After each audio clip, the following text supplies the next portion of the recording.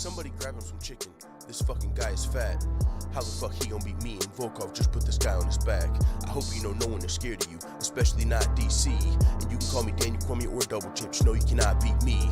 And yeah, I'm talking to Lewis. If you wanna scrap, we can do this. I know that you're black, I know you're a beast, I know that you're fat and you're stupid. I'm back on my bullshit and lacking my cool. At UFC 230, I'll spaz on this fool. He's not gonna beat me cause he's lacking the tools. This nigga can't breathe when he's splashing the pool. No cardio, hope.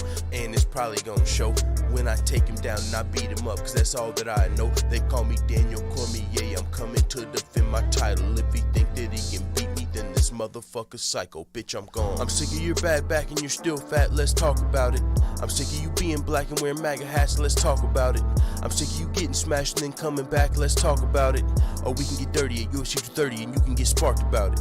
I'm sick of your bad back and you're still fat, let's talk about it. I'm sick of you being black and wearing MAGA hats, let's talk about it. I'm sick of you getting smashed and then coming back, let's talk about it. Or we can get dirty at UFC 230 and you can get sparked about it.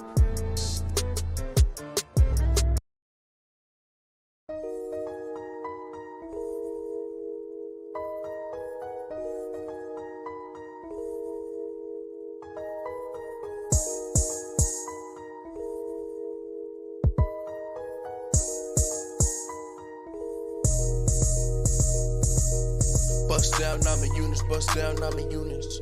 They wanna see me bust down, beat her up, then take that bitch crown. Beat her up, then take that bitch down. It's not a game, not a game. Bust her, bust down, bust her, bust her, bust down. It's not a game, not a game. Bust down, I'm a Eunice, bust down, I'm a Eunice. They wanna see me bust down, beat her up, then take that bitch crown. Beat her up, then take that bitch down. It's not a game, not a game. Bust her, bust down, bust her, bust her, bust down. It's not a game, not a game. I ain't a new face, baby. No, I ain't. I'm every woman's nightmare. Beat your ass, little bitch, and I don't fight fair. Hit you with the pipe with your man standing right there. I'm the baddest chick in the UFC. Don't a bitch at 115 know what to do with me. I'm the queen, or I will be when I beat you. I know Pat gon' wanna kill me when he see you. It's not a game, not a game. You must be high off them drugs. Think you tapped that blunt 2 times too much. If a bitch relax against me, guarantee I put that bitch on her back. You gon' catch these damn hands. I eat the pussy up, now it's a lesbo scene. Give a bitch a reach around, ain't a bitch that can beat me down, ain't a bitch that can keep me down. So now I gotta put down, I'm a Eunice. They wanna see me bust down. Now take that bitch down, down. Yeah, I now make that bitch tap, not a game. I said take that bitch down, down. Yeah, I now make that bitch tap, it's not a game, not a game. Bust down, I'm a Eunice, bust down, I'm a Eunice. They wanna see me bust down. Beat her up, then take that bitch down. Beat her up, then take that bitch crown. It's not a game, not a game. Bust her, bust down, bust her, bust her, bust down. It's not a game, not a game. Bust down, I'm a Eunice, bust down, I'm a Eunice. They wanna see me bust down. Beat her up, then take that bitch crown. Beat her up, then take that bitch down. It's not a game, not a game. Bust her, bust down, bust her, bust her, bust down. It's not a game, not a game.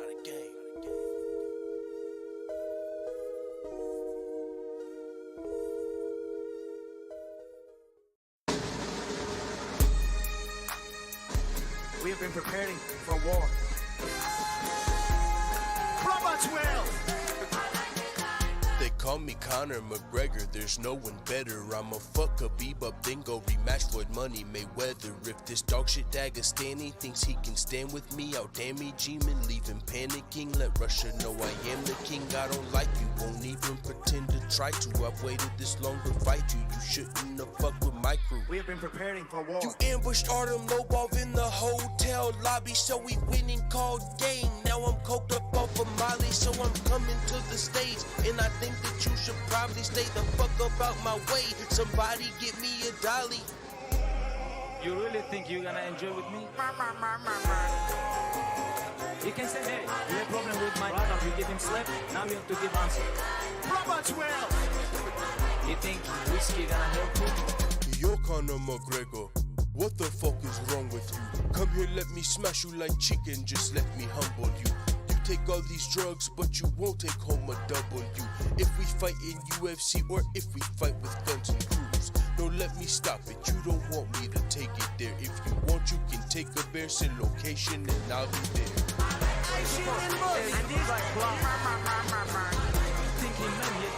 Ask these nuts! Ask these nuts! What is going on, full-time family? It is time to start the live show. It's been a while and I'm feeling good. I'm feeling like I'm back connected with my people. We got given SureName, Mr. Perfect 2005 in here, and I'm just trying to chop it up. I'm just trying to talk a little bit of MMA. No fucking plan or, I don't have any agenda for this show. We're just going to sit here, talk some MMA. I'm off of work. Got home, I got a six-pack on the walk home from work. I'm rolled up. I'm ready to relax and talk about some of this MMA madness that's been going on. Yo, some of you guys, a lot of you guys, I'm sure all of you, know what's been going down between McGregor and Khabib on Twitter. I'm sure you know about Paulie slapping Artem Lobov in the face. Oh, I can't wait to watch that bare-knuckle boxing match. But we gotta talk about this because this is really fucking serious. And I got on here to kind of like I don't want to make a prediction because I feel like it's bad energy and I don't want to put that out there. But the way Conor McGregor's going, people don't talk like this publicly and stay around too long. You don't just run around out here talking shit about everybody, every religion, every family member. That shit don't work. There comes a point to where it's not just trash talk selling a fight. Conor McGregor has crossed so many lines at this point, I don't even know if I'm a fan right now. I've always been a fan. That's the only thing I really enjoy about McGregor. I never thought he was the best fighter in the world. He's good. He can knock dudes out. But I never thought he was the most well-rounded dude.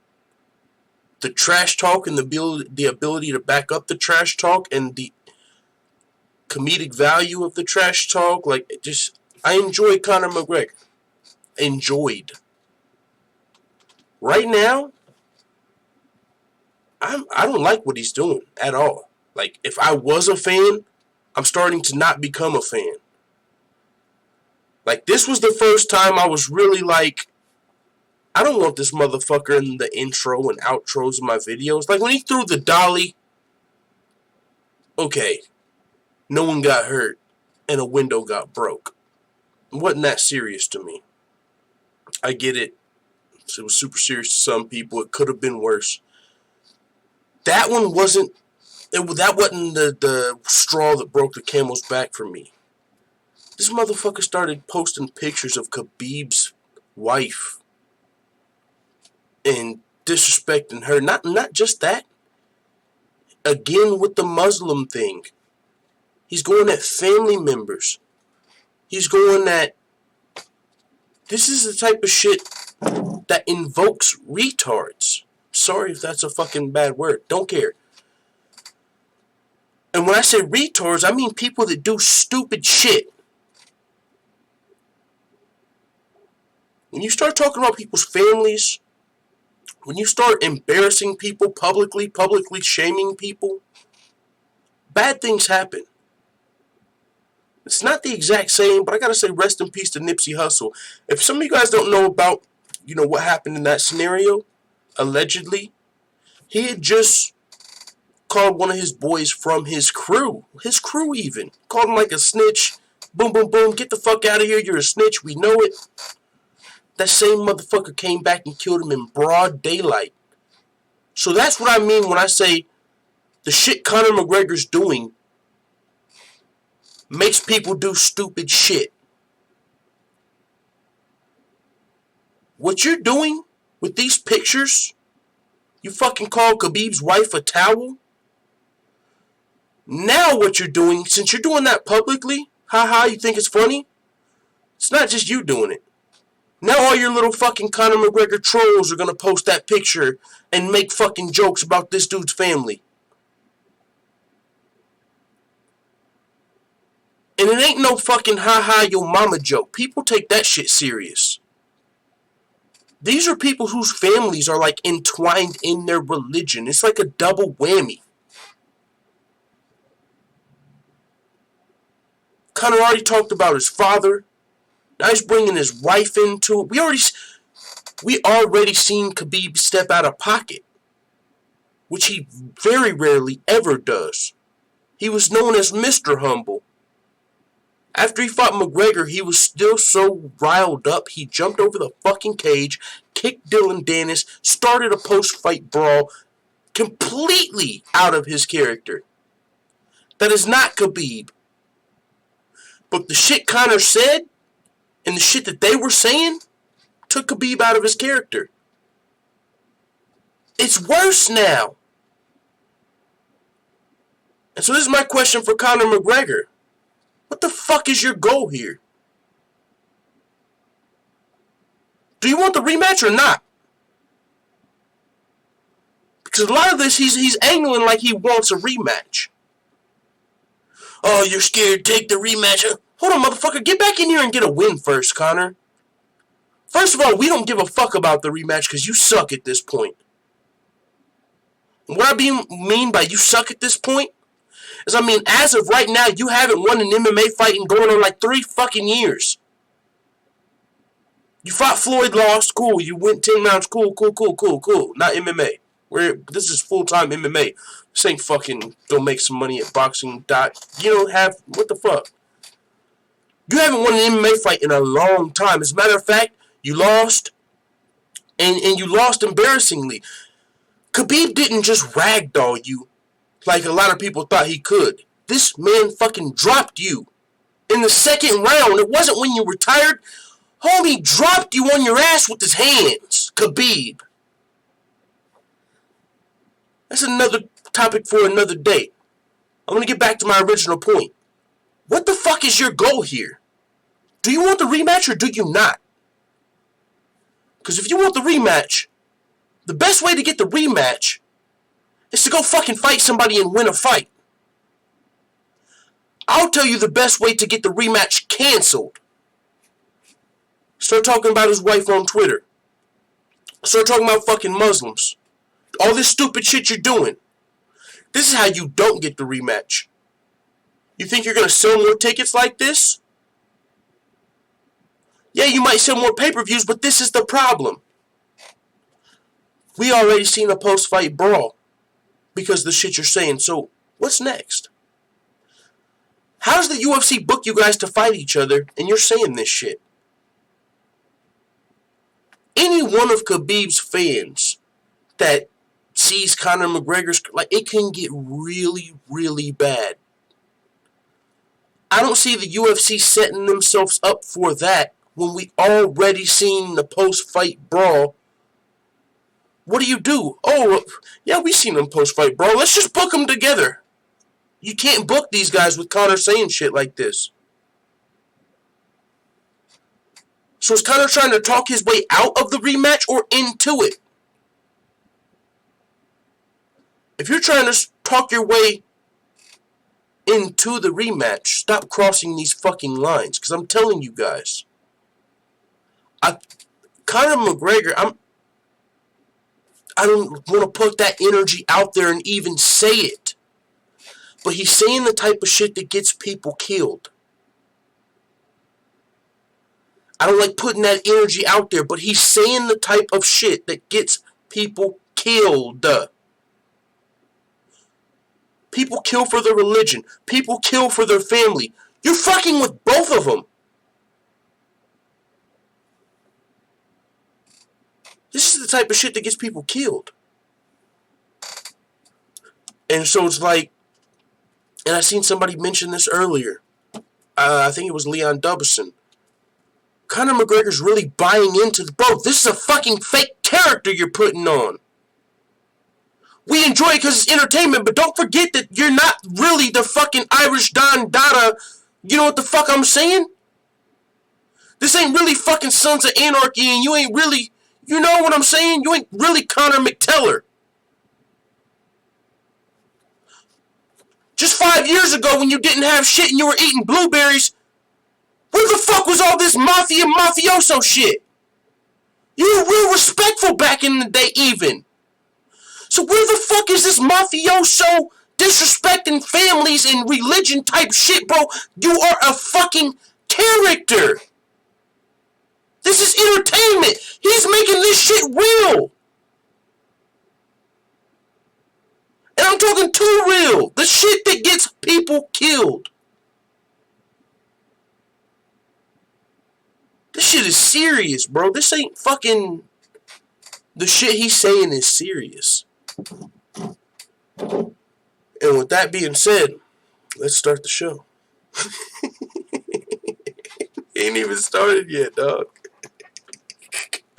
I didn't even let my blood... I didn't even put up the chat. Let's get the show started. Well, do y'all hear what the fuck I'm saying, though?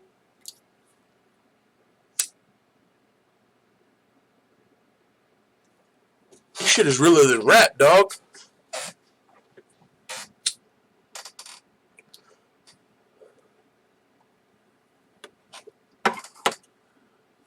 There are people that will fucking drive planes into a building for their religion.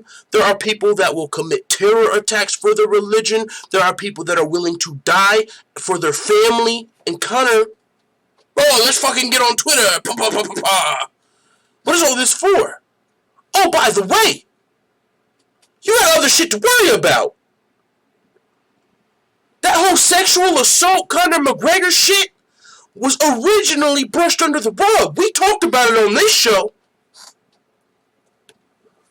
We talked about it. But that was like 2 months ago. It wasn't even a big deal. Yet. It was a big deal, but for some reason it wasn't getting covered. Now, that shit's blown out. So you got these sexual assault shit going on. Don't you gotta sell some fucking whiskey, bro? Ain't you supposed to be selling whiskey? I don't know. Is it... I know Trash Talk sells fights. Does Trash Talk sell whiskey? You never see the fucking Jameson brothers, right? Coming out here. Dissing... What? Like, I know Trash Talk sells fights.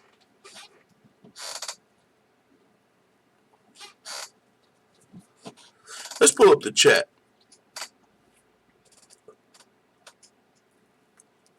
Yeah, bro, I've been missing the full-time show, bro. Mr. Perfect 2005 in the build. UFC will use this to promote a rematch. Lame. Bro, that's just ridiculous. Bro, I didn't even give a shit about the dolly. Dana White said the dolly throwing was the worst thing that had ever happened. And okay, well then you can't rebook this fight. If you thought the dolly shit was bad, wait until you see what Khabib's fucking crew would do to McGregor. Man, this shit's crazy. So much shit going on, you guys. Now, a second ago I was getting to the point, what are you trying to distract us from? Are you trying to distract us from the sexual assault allegations? Are you trying to distract us from fucking Paulie Malinaggi slapping Artem Lobov, your boy? Man, there's so much shit has been going down in the world of MMA and specifically Conor McGregor over these last few days. But this shit started to get ugly, so you know we had to talk about it. But this shit's going too far, man. I'm honestly not. Conor's doing way too fucking much. PK Boxer and MMA, great channel. He says, Conor thinks he's untouchable because he's running around with some Irish mobsters all of a sudden.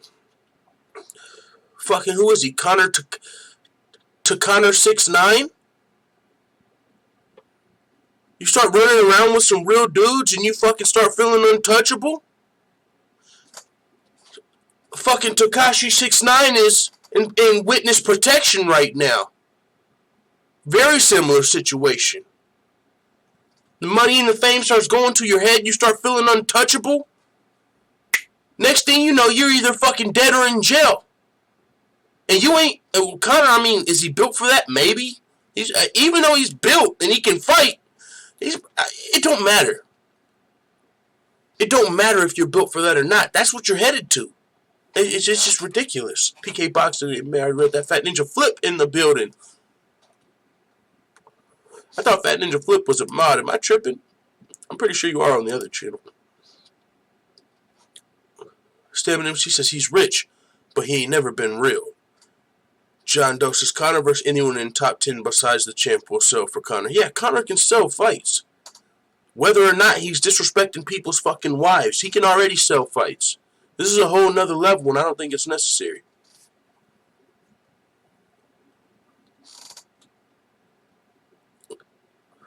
Silent Warrior Martial Arts just can't defend Conor on this. Hashtag rapist. Now, the rapist shit, I got no clue. I don't think Conor's a rapist. That wouldn't make any sense for me. He's got a family at home. He could have any bitch he wants. And there are so many clout-chasing fucking whores out here. I don't believe Conor's a rapist. What the fuck? I don't even believe that. I really don't. Like, I don't believe it. Like, now, could he have been on some fucking cocaine, alcohol, proper 12, and rosé at the same time, laced rage, thinking he's untouchable? Now, it could have happened. It could have happened. But I don't believe it yet. I haven't seen no proof that makes me think Conor's...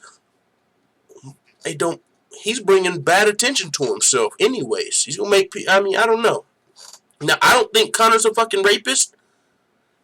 Especially with the state and age we are in. I do not trust clout-chasing whores. I don't. I do not trust clout-chasing whores. So I don't know nothing about that. No fucking, the picture Khabib posted? This was allegedly the chick that got pregnant by Conor. Like, I don't even think this was allegedly the chick that allegedly got raped. But let's go through this Twitter war. Since just for the people that need caught up, the bullshit that's been going on. Jay Skillz said money made Conor a fraud. I mean... Or did the money bring out who he really was? I mean, maybe it made him a fraud. You're probably right. I think you're right, Jay Skillz. I think you're right. I actually think you're right. He got the money. Oh, I'm getting all this money because I'm this character. People seem to love this fucking Conor McTeller. Let's fucking make this real. I really think he bought into the character. I think he is living that shit. I don't think he realizes... That's not you, bro. Come on. Like, somebody needs to fucking hand this man a bowl of blueberries and say, bro, remember where you came from. What the fuck are you... I don't know. At the same time, like, when you come from nothing and you get a lot of money, you still kind of got that mentality of sometimes you feel like you ain't got shit to lose. And, you know, so, I don't know. That's another topic for another day. PK Boxing, everybody says Conor might fuck around and get hemmed up. Real talk. I can't see him rewarding rematch for this behavior. Not if you've already seen, especially not if you already seen the post-fight brawl. How can you give this man a rematch and he's crossing this line? Gil Terrero says, if Conor was black, USADA would have been altered his urine sample ASAP. Oh shit! You said they would have altered it. John Doe says Conor might be drinking or doing dope too much. Very realistic possibility. He's already got the proper 12. Now he's venturing off into the fucking Champ Rosé. I'm surprised he ain't got his own fucking cocaine branded.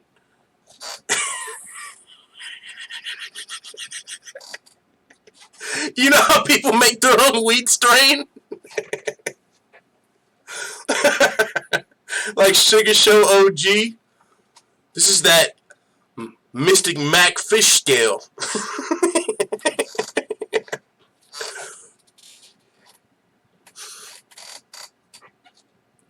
Khabib has killers in Dagestan for real, says Jay Skillz.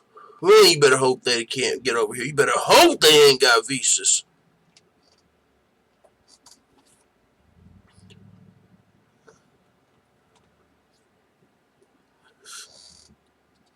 Cam Murphy says they're not gangsters, they're fucking wannabes. He was fighting against an old gangster, he ain't heavy, and none of his crew are. And he's acting like fucking Don Dada, fucking Don Corleone and shit.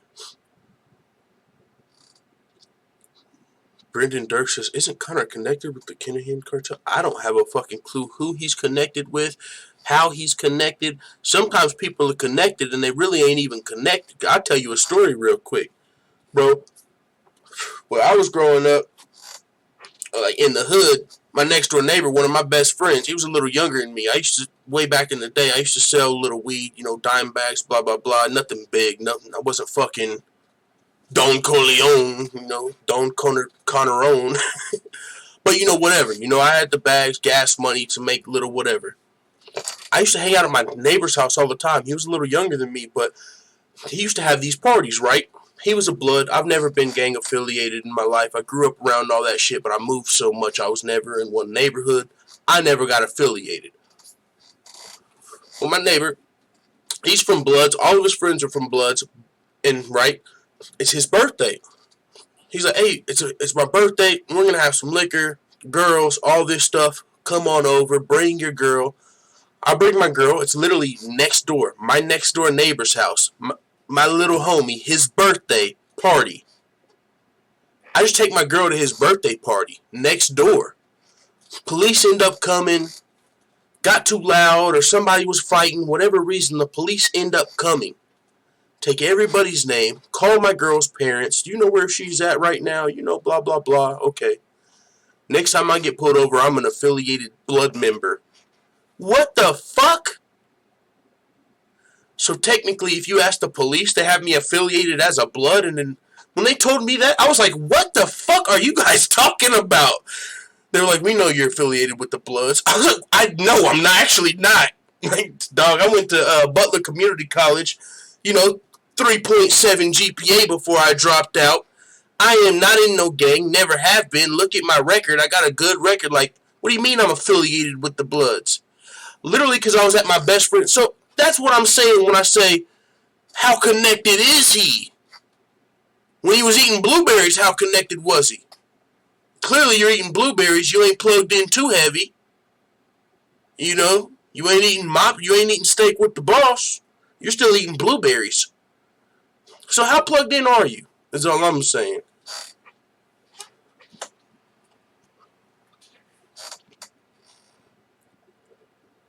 Him says, why MMA media still give retired Conor more attention?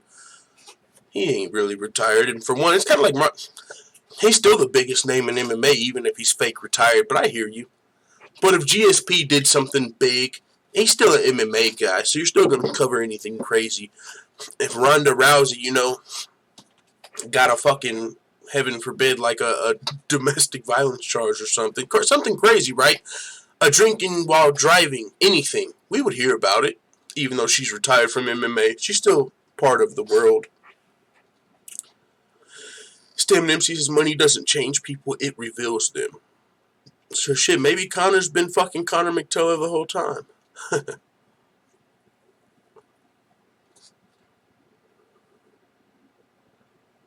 Alright, I gotta scroll up. Whatever happened with that chick that was accusing Nick of the same shit, beating her up or something? Nick Diaz got cleared of that shit. And ain't it crazy how when you get charged, it's on every single website and every single headline, but whenever you get cleared, not that many. Yeah, that ain't as interesting. I covered it when he got cleared of the charge, because shit, I'd be damned. If I'm going to cover you when you get charged with some bullshit, I'm going to cover you when you get cleared of some bullshit. A lot of people, oh, Nick Diaz accused of that! And really, it's this crazy stalker chick. He's found innocent.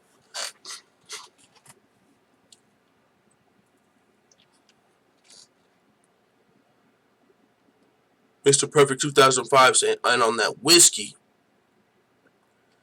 it said proper coke. Saw that word, proper coke. I'm scrolled up on the chat, so I know I'm a little behind on the chat. McGregor faster.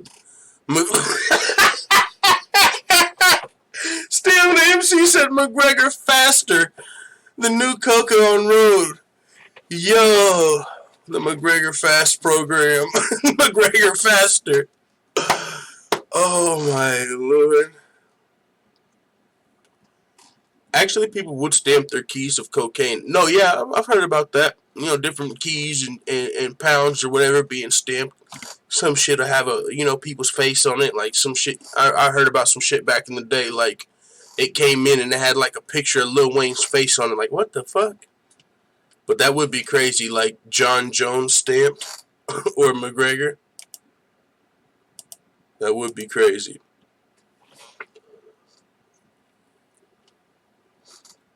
Let's see. Kevin from Chicago says, I'm part of the Aryan Brotherhood. Never seen Conor at our clan meet. Okay, Kevin from Chicago. I don't know about all that.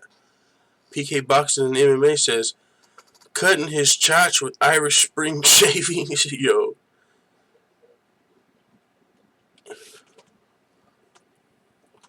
Just excuses. That's how they do it, fool. Hey.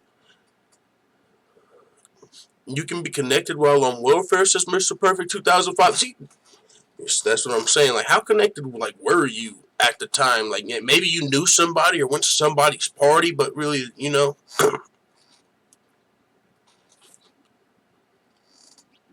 I gotta keep scrolling up. There we go. Kevin from, oh, I already read that one. PK Boxing MMA says blueberries. Gary Kidd Jr. says no tats. Kevin Murphy says full time. He ain't got no one. Yeah, a few little blokes, but no one big. He's let it go to his head. All right, so now let's actually look at some of this news. But first, we're gonna have a commercial break. We'll grab another beer, and we're gonna play a song. You know, we're gonna have us like a little. You know, I was gonna say simp segment, but since Cam's in here, we're gonna be considerate. We're gonna do just a UFC Yankovic song. Fuck it, UFC Yankovic.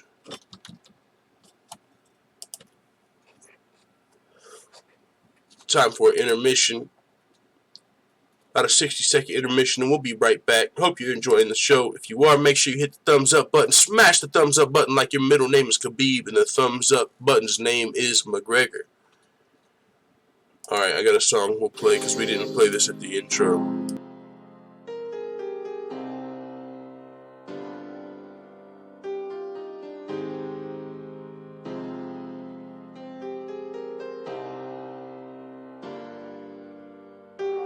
I don't get to eat no beef, all I get to eat is chicken. When I'm all alone and I'm cutting weight, I tend to get in my feelings. And all I want is that cow, don't pass me no chicken. I'm gonna cut all of my weight away, then fuck all this nutrition. Everybody acting suspicious, might probably say that I'm tripping, cause I just ate a whole plate of ribs and I'm fighting in a few minutes. But I got tired of all that rice, got tired of all that spinach, got tired of all them vegetables, cause every time I wake up in the morning I got burgers on my mind.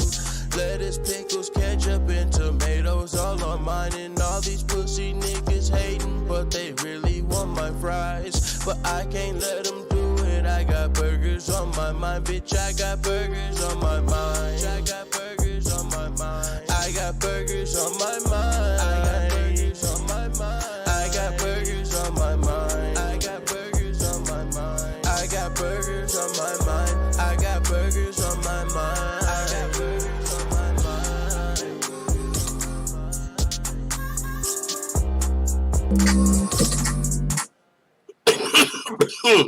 Alright. Intermission's over. Got burgers on my mind. Alright, man. So let's take a scroll over yonder. Let's take a look at this fucking ugly Twitter war. We've talked about it, but just a quick, chronology of the shit that happened. And I'm sure it's still going on. Conor McGregor took to Twitter and said, "You got your money in your brother's eye socket shook when you fought me, you little rat. Viva Las Vegas, baby. The gaff always wins. Big stomper party in the win coming soon. Proper whiskey win Las Vegas. Ad."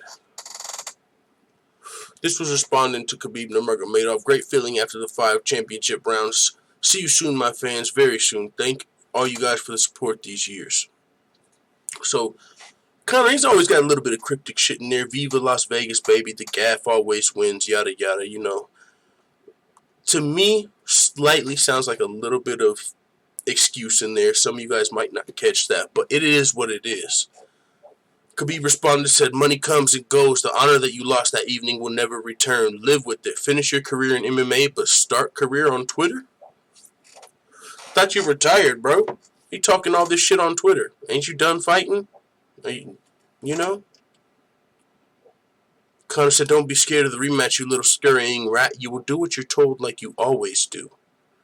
Don't be scared of the rematch. And see, we talked about that a little bit, but bro, can we just fight one guy first? Fight Cerrone. Anybody. Cerrone, Holloway, Poirier, Ferguson, Nate Diaz. Fucking take your choice. Just fight anybody first. But it seems like he's angling for the rematch, right? But like we talked about earlier, do you want the rematch or don't you? Because you're talking your way out of the rematch when you cross the line. How can the UFC book that? Who's going to allow that? The Barclays, you think Brooklyn or New York would allow that shit after you already threw the dolly and already crossed these lines on the trash talk? Why would they welcome this back? I know money, right? But this could literally bring something that's not worth the money. I talked about it earlier. You disrespect people's families and religions. That's shit people are ready to die and kill about. I don't give a fuck how big your fight's gonna be. If you're threatening if you're disrespecting 1.5 million, billion, however many fucking Muslims that you disrespected, I don't give a fuck about the 10 million you can make me tonight, bro. We could fucking... There could be anything, man. You need super security just to hold the fight. And not just at the venue. You're gonna need super security. You know how when Colby Covington was going to go to Brazil? They're going to need that type of security from McGregor anywhere he fights Khabib. So, does he want the rematch? He said, I smacked your brother around and took a shit in his hat.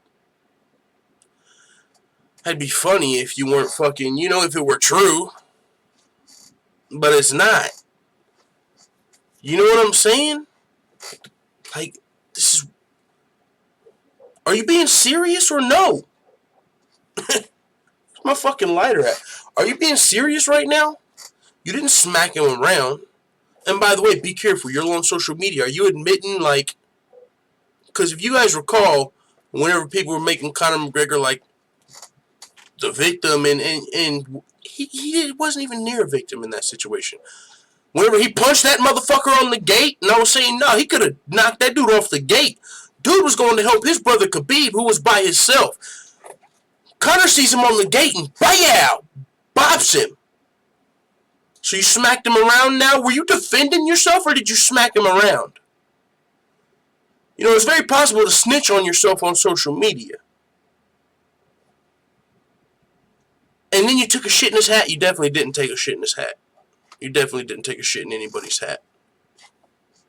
So I don't get, This is where he fucking really crossed the line, and I'm not even going to put this on the screen that long. He said, your wife's a towel, mate. And he literally posted a picture of Khabib at his wedding and shit with his wife covered up. Bro, that's part of their religion. Are you kidding me? I don't know why I just thought about Towley from South Park, but I probably shouldn't try and make a joke about that. But I don't know why I just thought about it. Do you think Towley's... Okay. This is weird. Because, I was going to make a joke there, but it wasn't a fucking, disrespecting your whole shit. Or was it? If I made a joke and said, do you think Tali's wife was Muslim? That's not as bad as what Conor's doing, right? I don't think so, but that was almost a joke I made. Anyway, Ali Abdelaziz, he spoke out. Khabib's manager. Conor already crossed the line with this dude. Ali's just speaking out. He said, talking shit, this guy's insulting someone's wife, making fun of her religion and belief. He doesn't realize he's insulting 1.5 billion Muslims. Religion and family is a no-no. You're fucked, Conor. Let's see what the media's gonna say now. He's a rapist and a bitch. Now, I do believe it's a no-no as far as you shouldn't disrespect people's religion and wife. But I say that because I know that a lot of the time there's consequences. I don't know if I'm saying you shouldn't be able to say it. What I'm saying in all of this is beware of the very real consequences. The whole conversation of should Conor... I don't know, maybe Twitter should take his fucking Twitter account. I don't know. I don't fucking know. But I do know about the consequences and repercussions of disrespecting religion and family. And a lot of the time it gets serious. So, Conor posted a picture, and now this is something we'll talk about on another day, because this is interesting right here. Like, this ain't crossing the line to me. This is actually some interesting shit right here. He posted a picture of Khabib and two of his training partners, I'm assuming. He said, wow, another Dagestani caught abusing steroids. That's 2 out of 3 in this picture busted for steroid abuse, with the most recent being busted 3 times in a row and now hit with a lifetime ban. Excellent job, Jeff Nowitzki. The only vice that cannot be forgiven is hypocrisy. So he's just posting a picture of Khabib posing with 2 dudes that have been busted for steroids. Now, is this a situation of just 2 Dagestani fighters that took a picture with Khabib and they just coincidentally happened to have popped for steroids? Or does Khabib actually know these guys? Is he close to these guys? It would be interesting if Khabib, had any sort of knowledge about that, which I'm not saying he does or doesn't. I don't know. But I've said this before on the channel. I do know, a few years back, and this is just me being a fucking ignorant sports fan, I don't watch the Olympics like that, but I do know it was in the media a few years back that there was like some Olympic doping scandal that involved the Russians. So clearly it sounded like they had some high-tech shit. I don't know. I have thought about that with all these fucking killers over here. Like, there are so many fucking Dagestani fighters that are just monsters. Do they look like fucking, old school Vitor Belfort? No, they don't all. They don't. So I don't know. I'm just saying. Cardio on deck. Either way, we'll continue with the Twitter war. Like I said, that's another topic for another day. Now Khabib responded. And see, this is where it gets weird. And it doesn't really. It does, because when I seen this post, I seen one of Khabib's fans was like, yo, I just lost respect for Khabib. I used to be a Khabib fan, but, Conor's bringing the worst out of him. I can't be a fan of Khabib anymore. I'm thinking, do you not see what the fuck this man is dealing with? And now maybe Khabib's supposed to stay more humble and, mentally, I don't know, thicker skin. Maybe he's supposed to have thicker skin in this situation and not stoop to Conor's level. Maybe that's why people are upset with Khabib. Because, yeah, it's not in Khabib's character. But from where I'm coming from, somebody post a picture about your fucking wife on social media, putting your family out there like this, like you're feeling some type of way. You don't know. You ain't prepared to deal with that type of shit, man. That's not the type of... What do you do? This man is just attacking you on social media. Now he's posting pictures of your family, disrespecting them. What the fuck do you do? Just sit there and fucking put it in God's hands? Maybe yes. Or do you respond and, with exposing them? He said, rapist, you are a rapist. You are a hypocrite who is not responsible for your actions. Justice will find you. We will see, Conor McGregor. I seen people say that this is allegedly the chick Conor had a baby with, but at the same time, people are calling him a rapist. To me, those were 2 different situations, to my knowledge.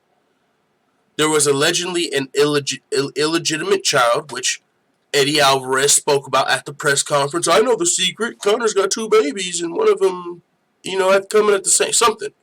We've heard about an illegitimate child from Conor McGregor. So, is this the chick who's supposed to be the baby mama, or the chick that allegedly got raped? Because why are you calling him a rapist on the picture with the baby mama? But either way, you're just lashing back. He could have been talking about both. He called him a rapist, and then said, be responsible for your actions.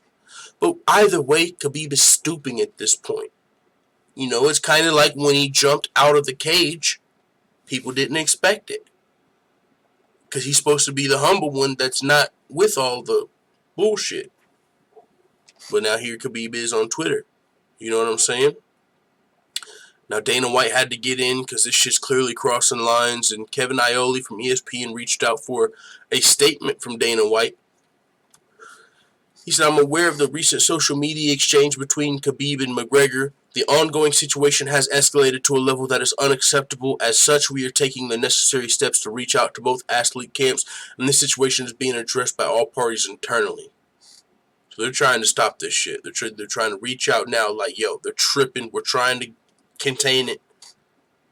What do you think Khabib's crew's gonna say? Hey, guys, man, Conor's wilding out. Sorry, guys. That's your fucking boy, man. That's y'all's fucking boy. Y'all made that monster. I already kicked his ass. Why does he still feel like he can do this shit? He disrespected my fucking wife, so fuck whoever's on the other side of this phone. Y'all need to talk to Conor. When I see him, it's on. That's all I fucking know. Go talk to Conor.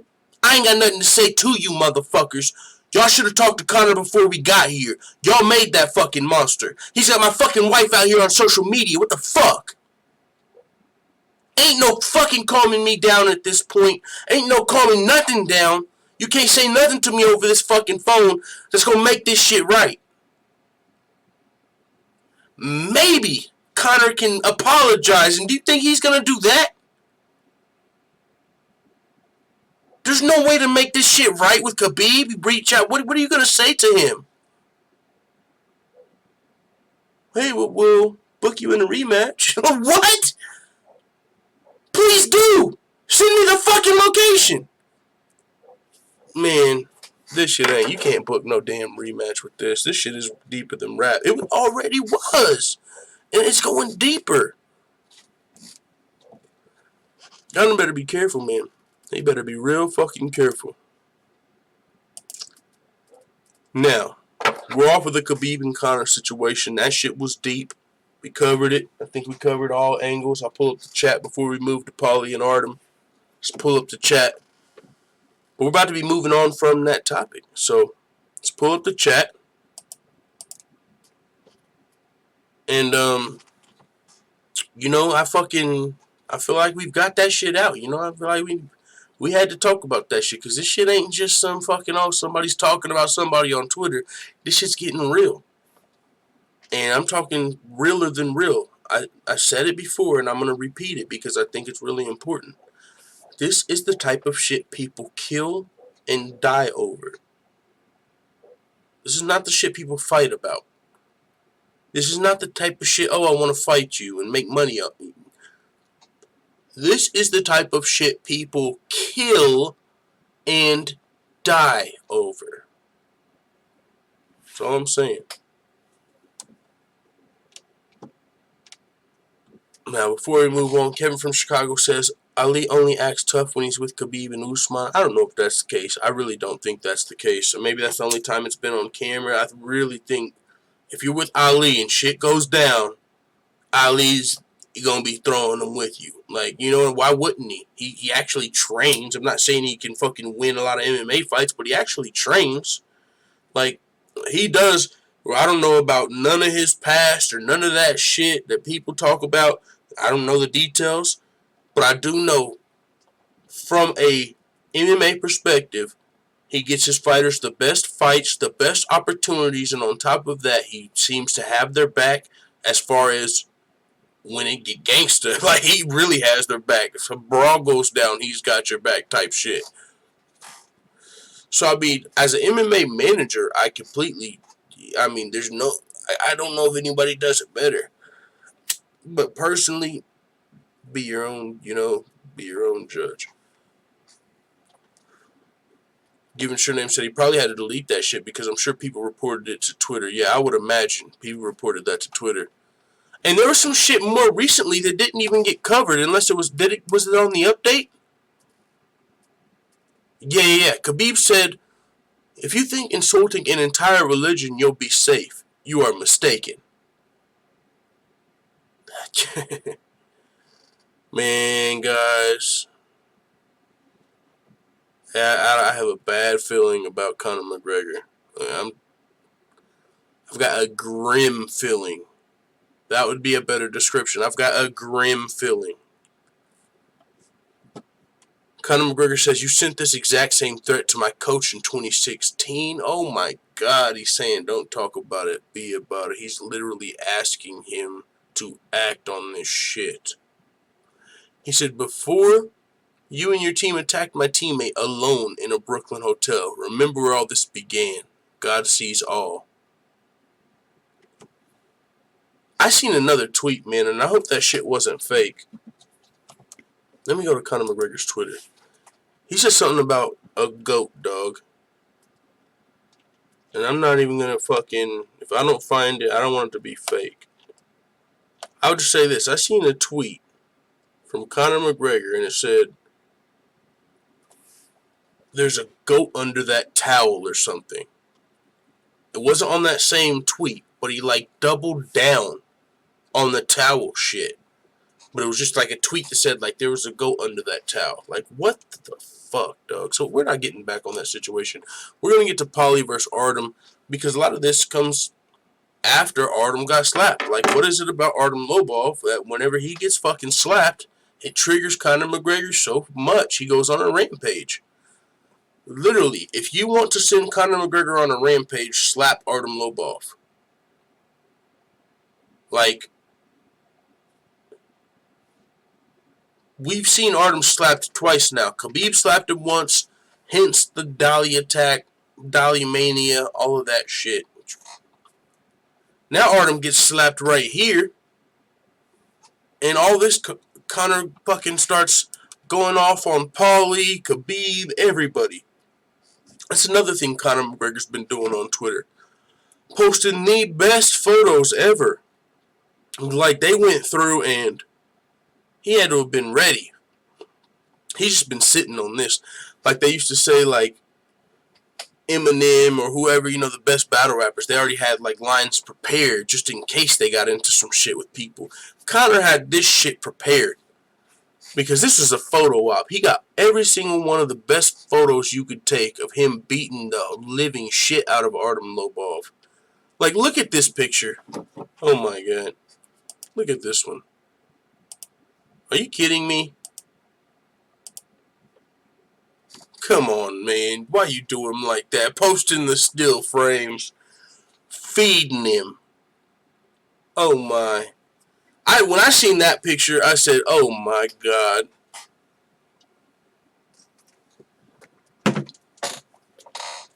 And you know, McGregor did put a little, you know, whoop womp on Paulie Malinaggi. He did get busted, you know, fuck him up. He did. But if I'm keeping it 100 and I'm just being real, he never released the unedited tape. You know what I'm saying? He never did. He never released the full clips. He said he was going to, and here we are now. Like, literally, the best pictures you could find. The best pictures you could find. He literally posted all of them. This is what they call an upload dump. Conor McGregor dumped all of his Paulie Malinaggi ass-whooping photos. Like a dump. Like, he literally just... Come on.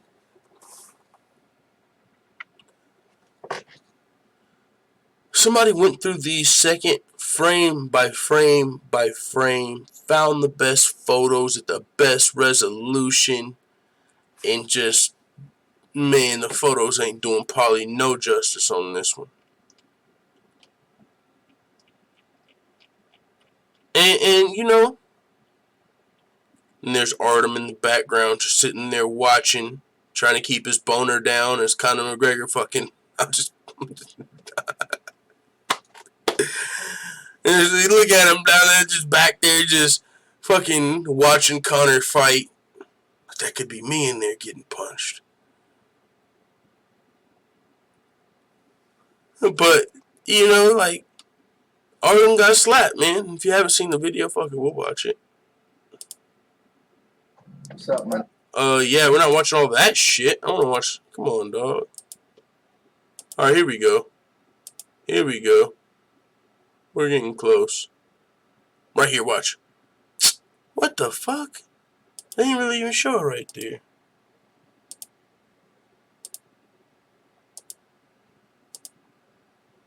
Slow-mo. Oh, there it was! Alright, guys. You gotta slow it down. It was just a little quick. Wow! Here it is. Slink! Ooh, hey, We gotta keep it real, though. We gotta keep it real. I don't give a fuck. Yeah, you got that off. You got that off. But I tell you what, Artem Lobov would beat the living shit out of Malinaggi if there wasn't a whole fucking crowd there. You got that off.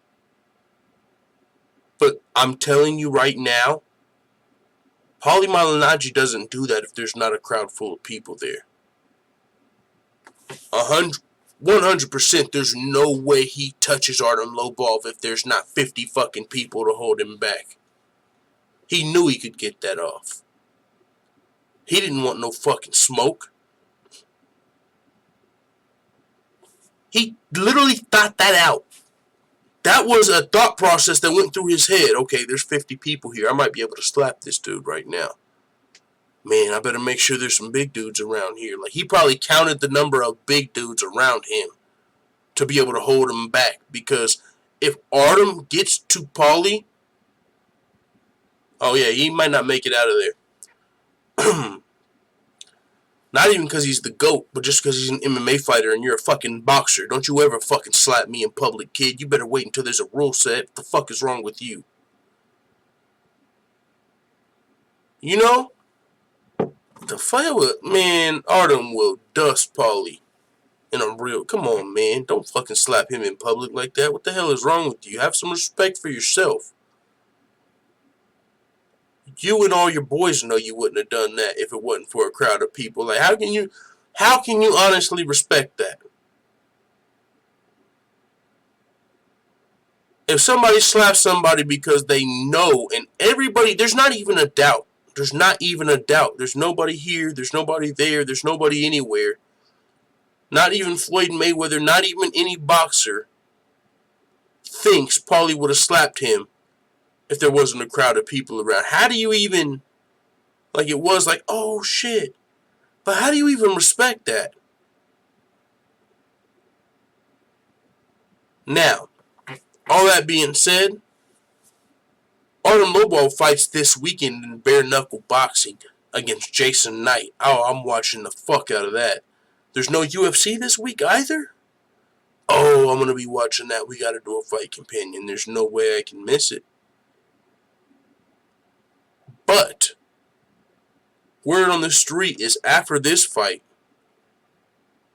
Paulie Malinaggi versus Artem Lobov in bare knuckle fucking boxing. How much money would you pay for that? I'm buying it. I'm buying. Well, if I had the money, I would buy Artem Lobov versus Jason Knight in bare knuckle.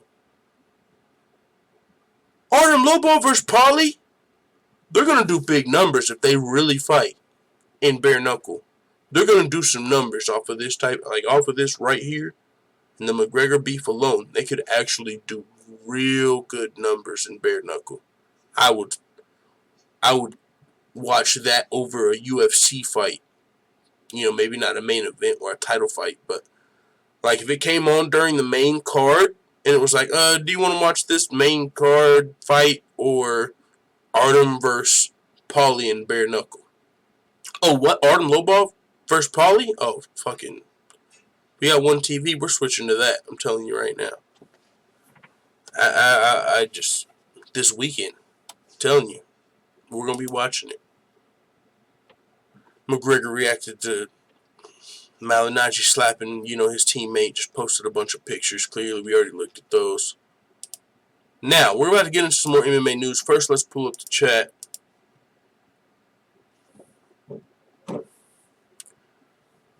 RemovedLizaard says, thanks for covering all this Twitter beef full time. I must be a casual for not wanting to look all this up.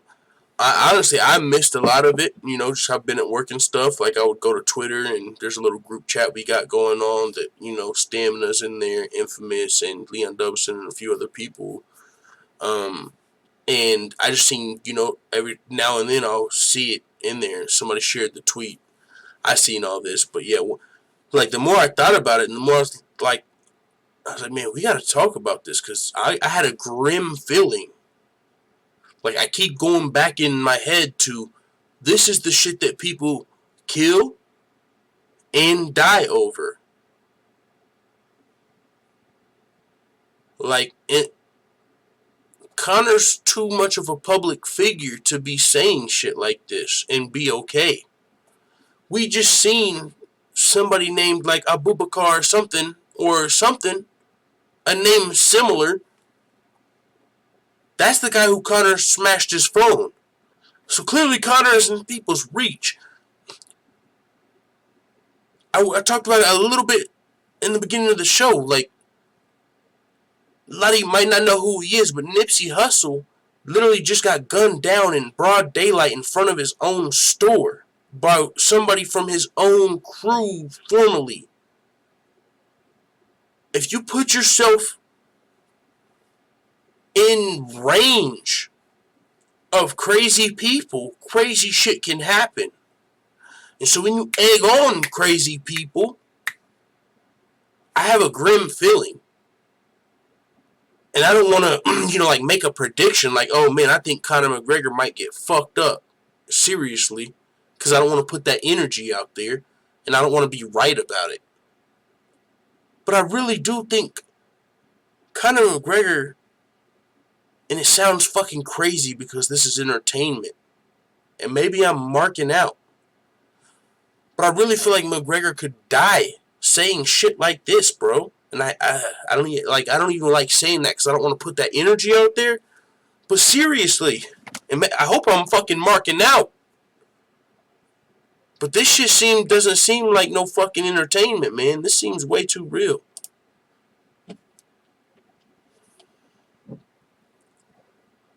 Him says Artem versus Lobov is a real money fight. Yo, I laughed because whenever you said that, I read it in Nate Diaz's voice.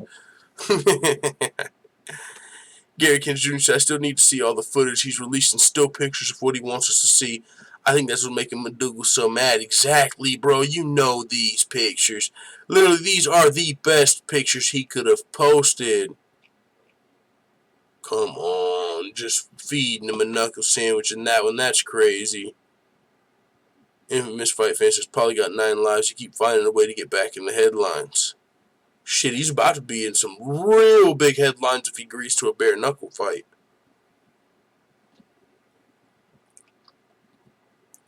John Doe says, yeah, Paulie knew. A little push to the face, says Cam Murphy. Oh man, I'm too old for this nonsense. Jeffrey, be courteous here. Get the fuck out. Those are your options. I don't know who Jeffrey is. Sounds like he's been in here tripping. Remember, said, good to see Conor at least got Artem's back. Loyalty. Yeah, man. He's got Artemis back.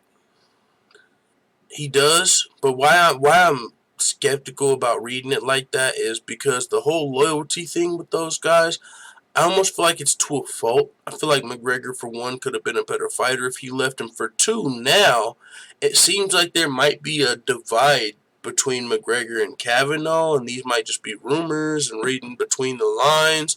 But it seems like Conor, like he trained at AT&T, I think, like just maybe one training session. We seen him training in Brazil before this fight. Like he's starting to train at other places, and word on the streets is there's kind of a divide maybe between him and Kavanaugh. So I mean, if they do break up, for one, I think Conor would be a better fighter. But then, really, where's the loyalty? You know, like and with loyalty, for their sake, it seems like, and we'll see where that goes. Sure, Artem tried to get to Paulie and gets held back so easily. Yeah, I know, because they're smaller dudes, right? But yeah, they're lucky that wouldn't. Bro, that was thought out by Paulie. He knew what he was doing. He knew there were some big dudes to hold them back. Someone said, who's the clown in here talking shit? Somebody's in here talking shit? Jeffrey B, this character? Okay, yeah, Jeffrey B's in here trolling. If you must fight fans, Paulie punched and backed away at the same time. Man, Paulie, man, like, at first instinct, I'm like, oh shit, he just slapped Artem. Second instinct, I'm like, I can't even respect that. Yo, we doing a panel? We can. Y'all want to hop on here? Eileen Tony says John Doe. Jesse says Tony for sure. Cardi. I mean, we can do a panel. Yeah, we're about done. My girl's about to be getting home from work, so it might, I might have to mute my mic. That'll actually probably work better. I might have to mute my mic for a second. So yeah, if you guys want to hop on a panel and talk your shit, let me know. Ben Askren versus Jorge Masvidal. Let me talk about this bullshit while Infamous hops on the panel. We'll do a little quick panel. 1 second. Let me fucking talk about this bullshit fight. I talked about it a little bit on our little test video last week. But man, I don't like this fight. And let me preface this by saying strictly I'm a fan of Jorge Masvidal, but I'm a fan of Ben Askren. I'm more than a fan of Jorge Masvidal. Like, I relate to him on a level of like, and even though we're not the same nationality, you know how people kind of root for their own, whether you're fucking white or black or Mexican or Brazilian. You know that feeling to root for your own? I kind of have that with Jorge Masvidal, and it's not because I'm, fucking Cuban or, I think he's Cuban, right? Mexican, whatever he is. It's not that, because I'm not. But it's kind of the background, the coming up from the backyard fighting, where he came from, I relate to that so much. I feel like he's one of my own.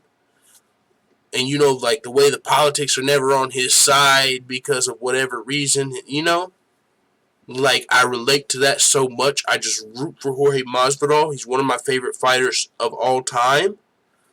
And so when I see this bad matchup, I'm like, get the fuck out of here. This pisses me off. I don't like it. It's some baby back, bagel biting bullshit.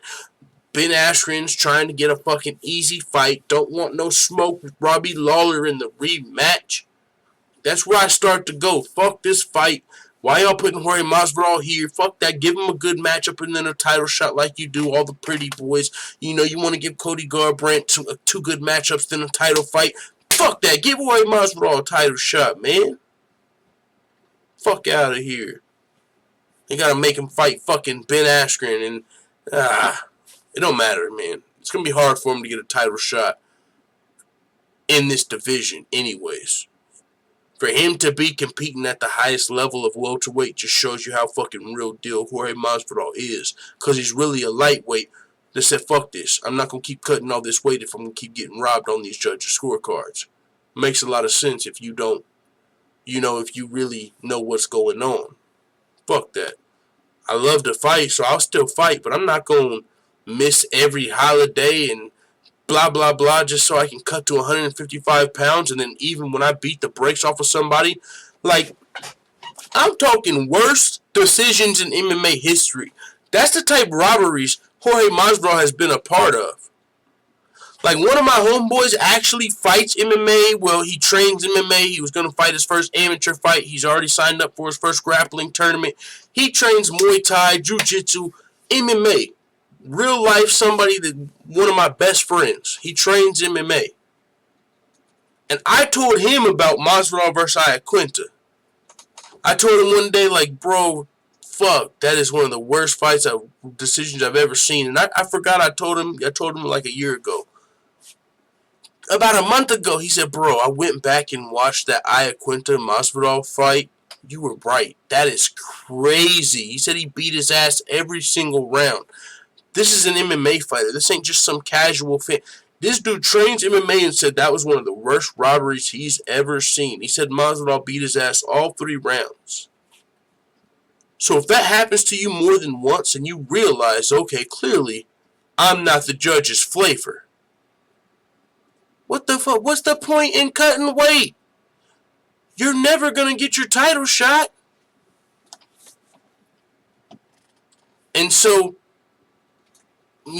already all of that on his plate. Now he's got to fight Ben Askren after he just had one of the best performances of his career, and now he's got to fight Ben Askren in this terrible matchup. Somebody we know just wants to lay on him and try and get a win because he's in the, he needs a win in the UFC. And it's not all Ben Askren's fault. Now, it is a little bit because he seems to really want a favorable matchup. And to be fair, he said, I want the winner of Masvidal versus Till. Well, also, to be fair, the winner of Masvidal versus Till was a good matchup. Now, Ben Askren has said he wants to fight everybody. I don't know how much I believe that, because you clearly don't want to fight Robbie Lawler again. Well, I already fought him once. I seen that didn't go my way. Whew. But Masvidal is just literally one of the best matchups for him. It's not a great, it's not a fan-friendly fight. Masvidal's got to fucking knock this dude out, submit him, or get laid on. I mean, it's just the worst case scenario for Masvidal, who should be getting rewarded, in my opinion. Just fucking upset Darren Till in his backyard. Shouldn't he be getting rewarded? What type of reward is Ben Askren? This dude has no UFC clout. Coming off a controversy, he's got one fight in the UFC. Put in some work. Go pay your fucking dues. What type of reward is this for Masvidal? Why is Ben Askren the one getting a reward and not Masvidal? Ben Askren came over here and got fucking his clock cleaned by Robbie Lawler. Barely won the fight. Thanks, Herb Dean. You should probably send him half of your fucking fight check. Half of your win bonus. He literally won you that fight. He could have stopped the fight when Robbie was pounding you out. Didn't. Let you live. And then stop the fight early on the submission. So you get a controversial win that everyone wants to see the rematch. Nobody here would complain about a Lawler versus Askren rematch. But you get rewarded with the easy matchup? And my boy Masvidal is not an easy matchup for anybody, but he's a favorable matchup for a wrestler or a grappler.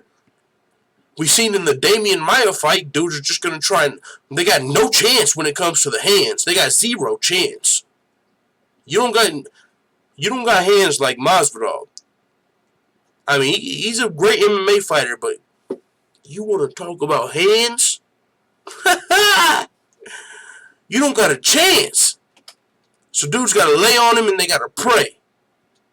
And they got to hang on for dear life that Masvidal don't get no separation and start putting them right back on him. Everybody's seen the fucking training tape. One of Masvidal's best friends is Colby Covington. We've all seen Colby Covington pick this dude up and slam him around and pick him up. It's not interesting. Yeah, that's what fucking welterweight wrestlers do to lightweights. They out-wrestle them. So sorry if I'm not interested in seeing Ben Askren out-fucking wrestle Jorge Masvidal. I'd rather see Jorge Masvidal fucking scrap with somebody. I'm sure he'd rather scrap with somebody too than have to fucking try and avoid takedowns from this big-ass fucking one-dimensional wrestler all day. No disrespect to Ben Askren, but fucking that's what happens when you put him against one of my favorite fighters. I fucking get pissed off, man. Now, with that being said, we're going to get my boy Infamous MMA on here. We ain't heard from him in a while. That means I got to get some headphones, because if not, there will be an echo. Got him.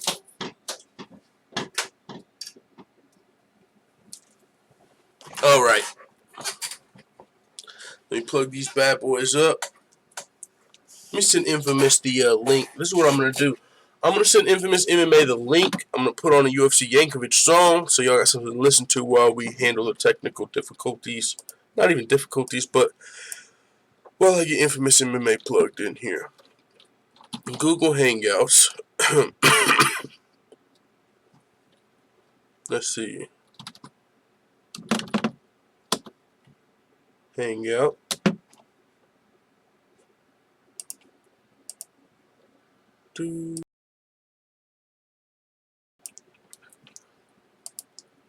UFC Yankovic.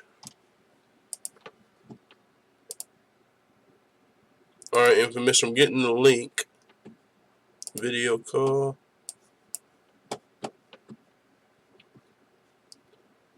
Copy link. Alright, what are we about to play? While I plug in these headphones. Tony time? I know that's a favorite.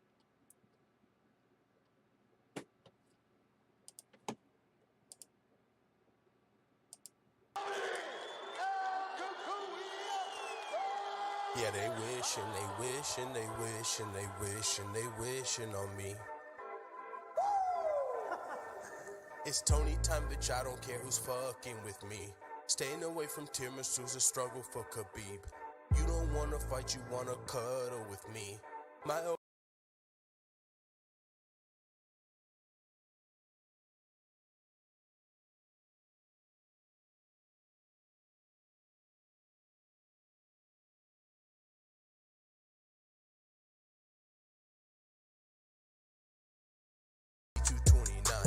Tony time, Tony time.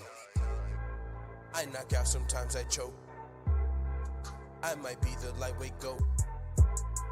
If my leg didn't get broke, would've probably beat Khabib. Then moved up and fought with Lee. Either wait for GSP. You don't wanna mess with me. Tony time, Tony time. I knock out, sometimes I choke. I might be the lightweight goat. If my leg didn't get broke.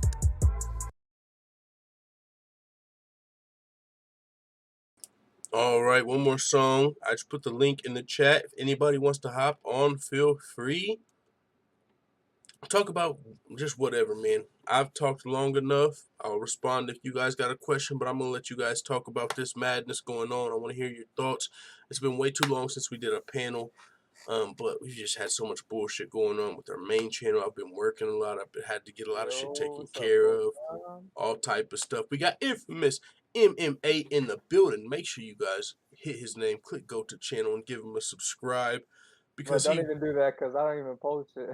Well, in the future I will anyways. We appreciate you. We'll get there eventually. Yeah, you know, so just subscribe for the future, you know. But let me make sure everybody can hear you. Let me go to YouTube stream with Hangout. Let's see if this is okay. We're gonna get your screen on here. What's going on, Infamous? What do you think about this McGregor madness going on? It's been a while, man. It has. It's been too long. Yeah, man. What's up? Not too much, man. Just fucking good.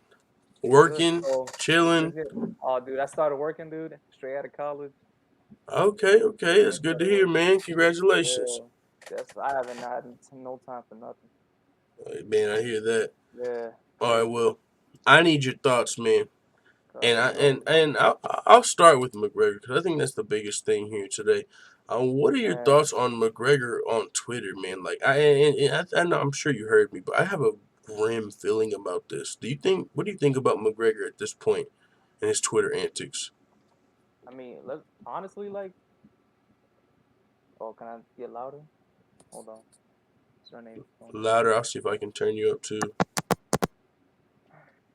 Gotta get a new mic.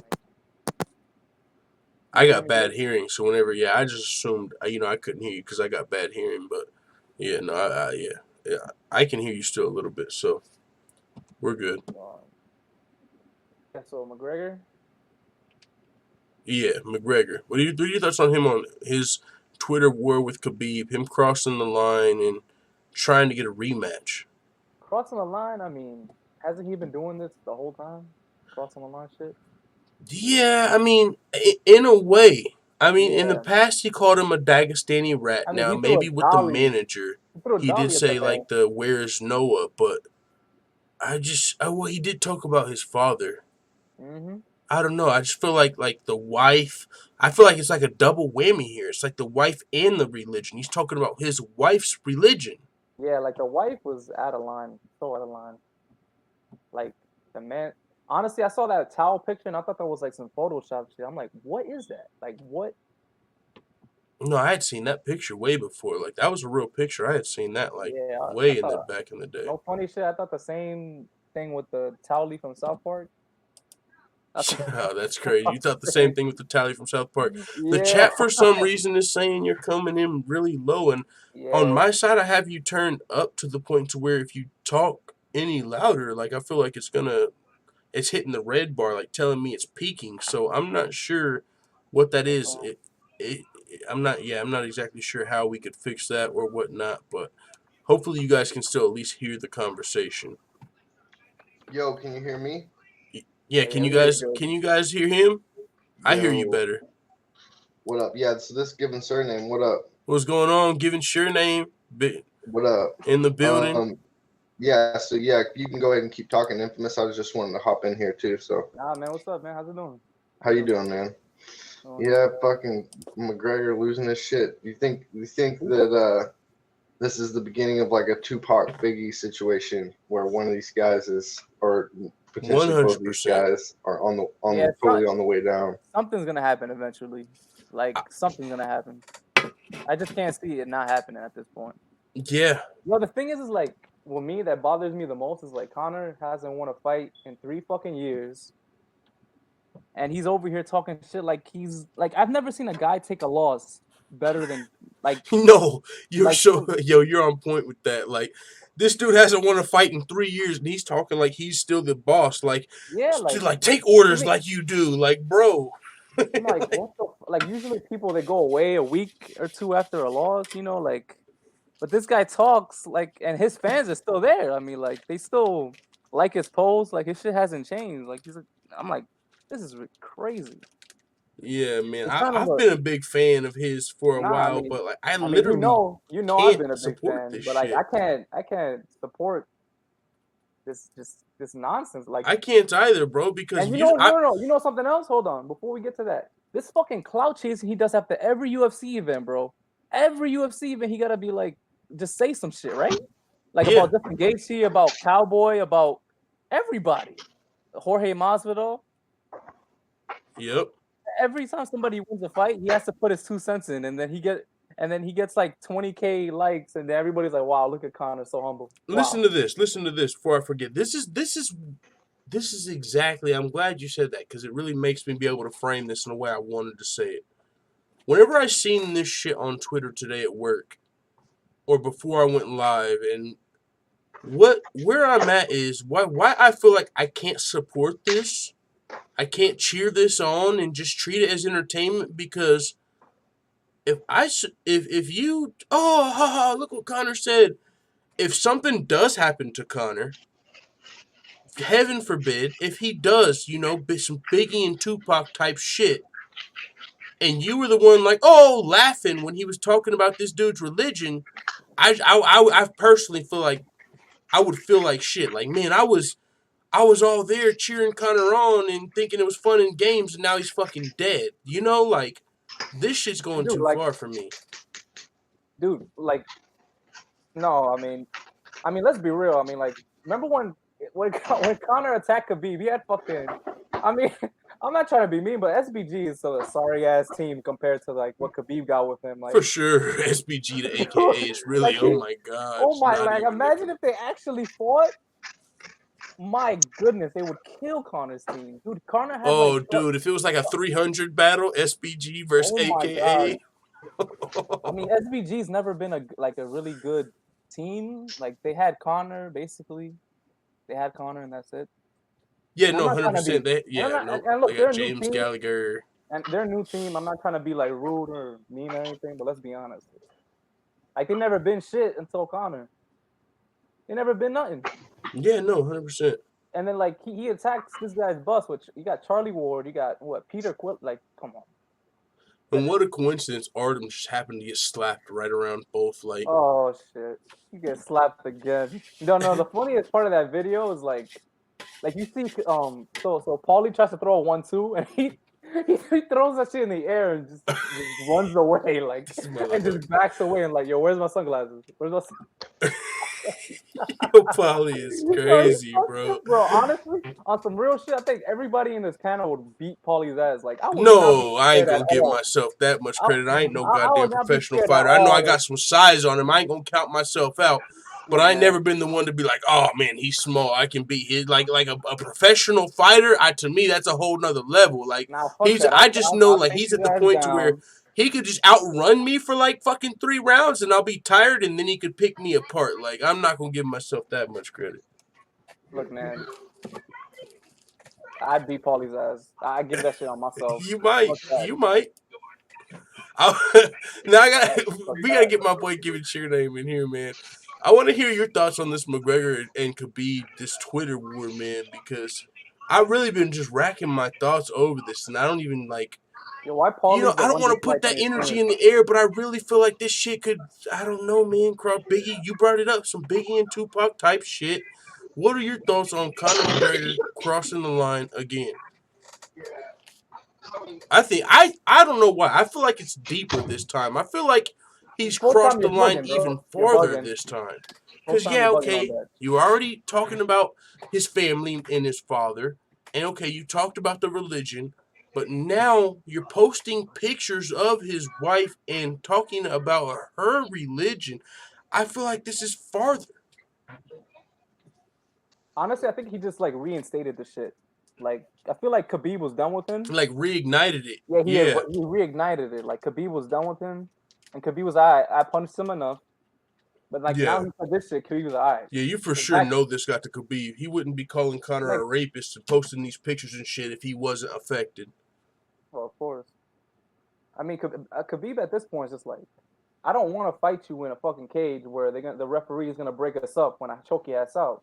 I want to literally kill you, bro. He wants his I want to literally location. put yourself 6 foot under, bro. Like, this is not a game Bro, no he more. does. Oh my! Oh If my, there was he'll no do some referee, fucking do you dude, really bro. think Khabib would let go of the squeeze? Dude, he'll probably kill Connor, do some Muslim ritual and like burn him or some shit, like to And like sacrifice him happily and go shit. to prison at the Yeah, yo. See, and this is so deep, man. I'm not trying to joke about this. There are literally people who would happily die for this. You're oh going yeah. at religion, man. People run fucking planes into buildings behind this shit. That's not a joke. Seriously, people No. The way do you said it was funny, man. stupid shit, bro. Every fucking these mass shooters, there are mentally ill fucking people, and when you disrespect people that are mentally ill, or I mean, I just know how serious. This shit is real to me.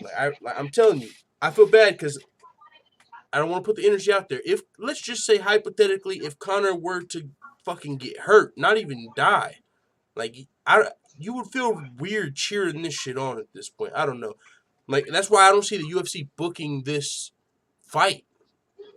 Like Oh, what if like they some want big to. I don't know. This shit is crazy to me. They've been trying to book the fight, but Khabib hasn't accepted. They've been trying to do it. Now, given SureName, I got to get you in here for one because I want to hear your thoughts, and for two, just to give the listening audience a break from having to put their ear all the way to their speaker to hear Infamous. Now, Bro, what are I your forget thoughts when on like McGregor's recent Twitter spat with Khabib? Yep, 1 second. Okay, he said 1 second. We're gonna give him 1 second. I think he's okay. He's going to another room. Let me pull up the chat. Let's see. We got the Micah Reynolds in here. What's going on? Can you hear me now? Yep. Okay, shit, my microphone wasn't working. I was trying to say something that whole time. I didn't know my microphone wasn't working. Okay, fuck. All right, shit, man. Can you hear me good? Yep. All right. So, man, I feel like a couple of things that about this topic, like you're saying, like it's a real serious thing, and like, we can like it. None of us, I think, take ourselves real seriously, but that doesn't mean other people don't, and that doesn't mean other people's like shit isn't gonna affect them a certain way. And when you're talking to the whole world, when you're like, and it's one thing to make a fucking mistake, everybody can fuck up, but this is clearly not just like, oh, I accidentally insulted somebody. You know what I mean? Yeah, Like, he's not accidentally insulting 1.5 billion people. Right. He almost doesn't care. Like he's right. He's intentionally doing it. Yeah, almost self-destructive type shit to where 100% self-destructive. Yeah. Self-destructive. That is a good word to use because I thought about that. Like he's got to know. Like this. Yeah. Like this is self-destructive. Yeah, but isn't so much of what he's kind of already been doing, and back to kind of something Infamous was saying earlier about SBG. I think in some ways SBG got kind of put on the map when Conor was successful, and they sure loved taking all the credit or taking a lot of credit when that happened, and so now I think it's only fair to kind of look at what blame they share here in having no sort of control over him, no accountability for for his actions. Like, where's his gym in all of this? Like, obviously not doing anything to keep him in check, or even, you know, pretending they almost aren't even speaking out against it. Like, yo, we tried to tell him not to, because then it's like Conor might cut them off. Like, I feel like they don't have no say so at this point. But you're right, they did take a lot of the credit for Conor. So yeah, and so there's no leadership over there that I've ever seen. They seem like a bunch of yes men, and I'm not trying to disrespect that's a anybody, fair but assessment. that's just what it kind of seems like, and so I feel like I really hope it doesn't turn out, you know, with a sad ending, but it seems like that's where I don't see how it turns around, unless we're all just marks and this was actually That's what I'm hoping. I'm hoping I'm marking out right now. 2019 outrage publicity. But it's hard to, you know, like 1.5 billion people. If we're marking out, I'm sure a lot of people are marking out. Yeah. Yeah. Okay. I mean, so. Yo, can you hear me better now? Go ahead. Yeah. Yeah. I hear you a little better now. Is it better? Like way better? Or is it just a little better? Probably just a little better. I can hear you pretty good. Yeah. Oh, okay. I asked the chat. I hear you, but.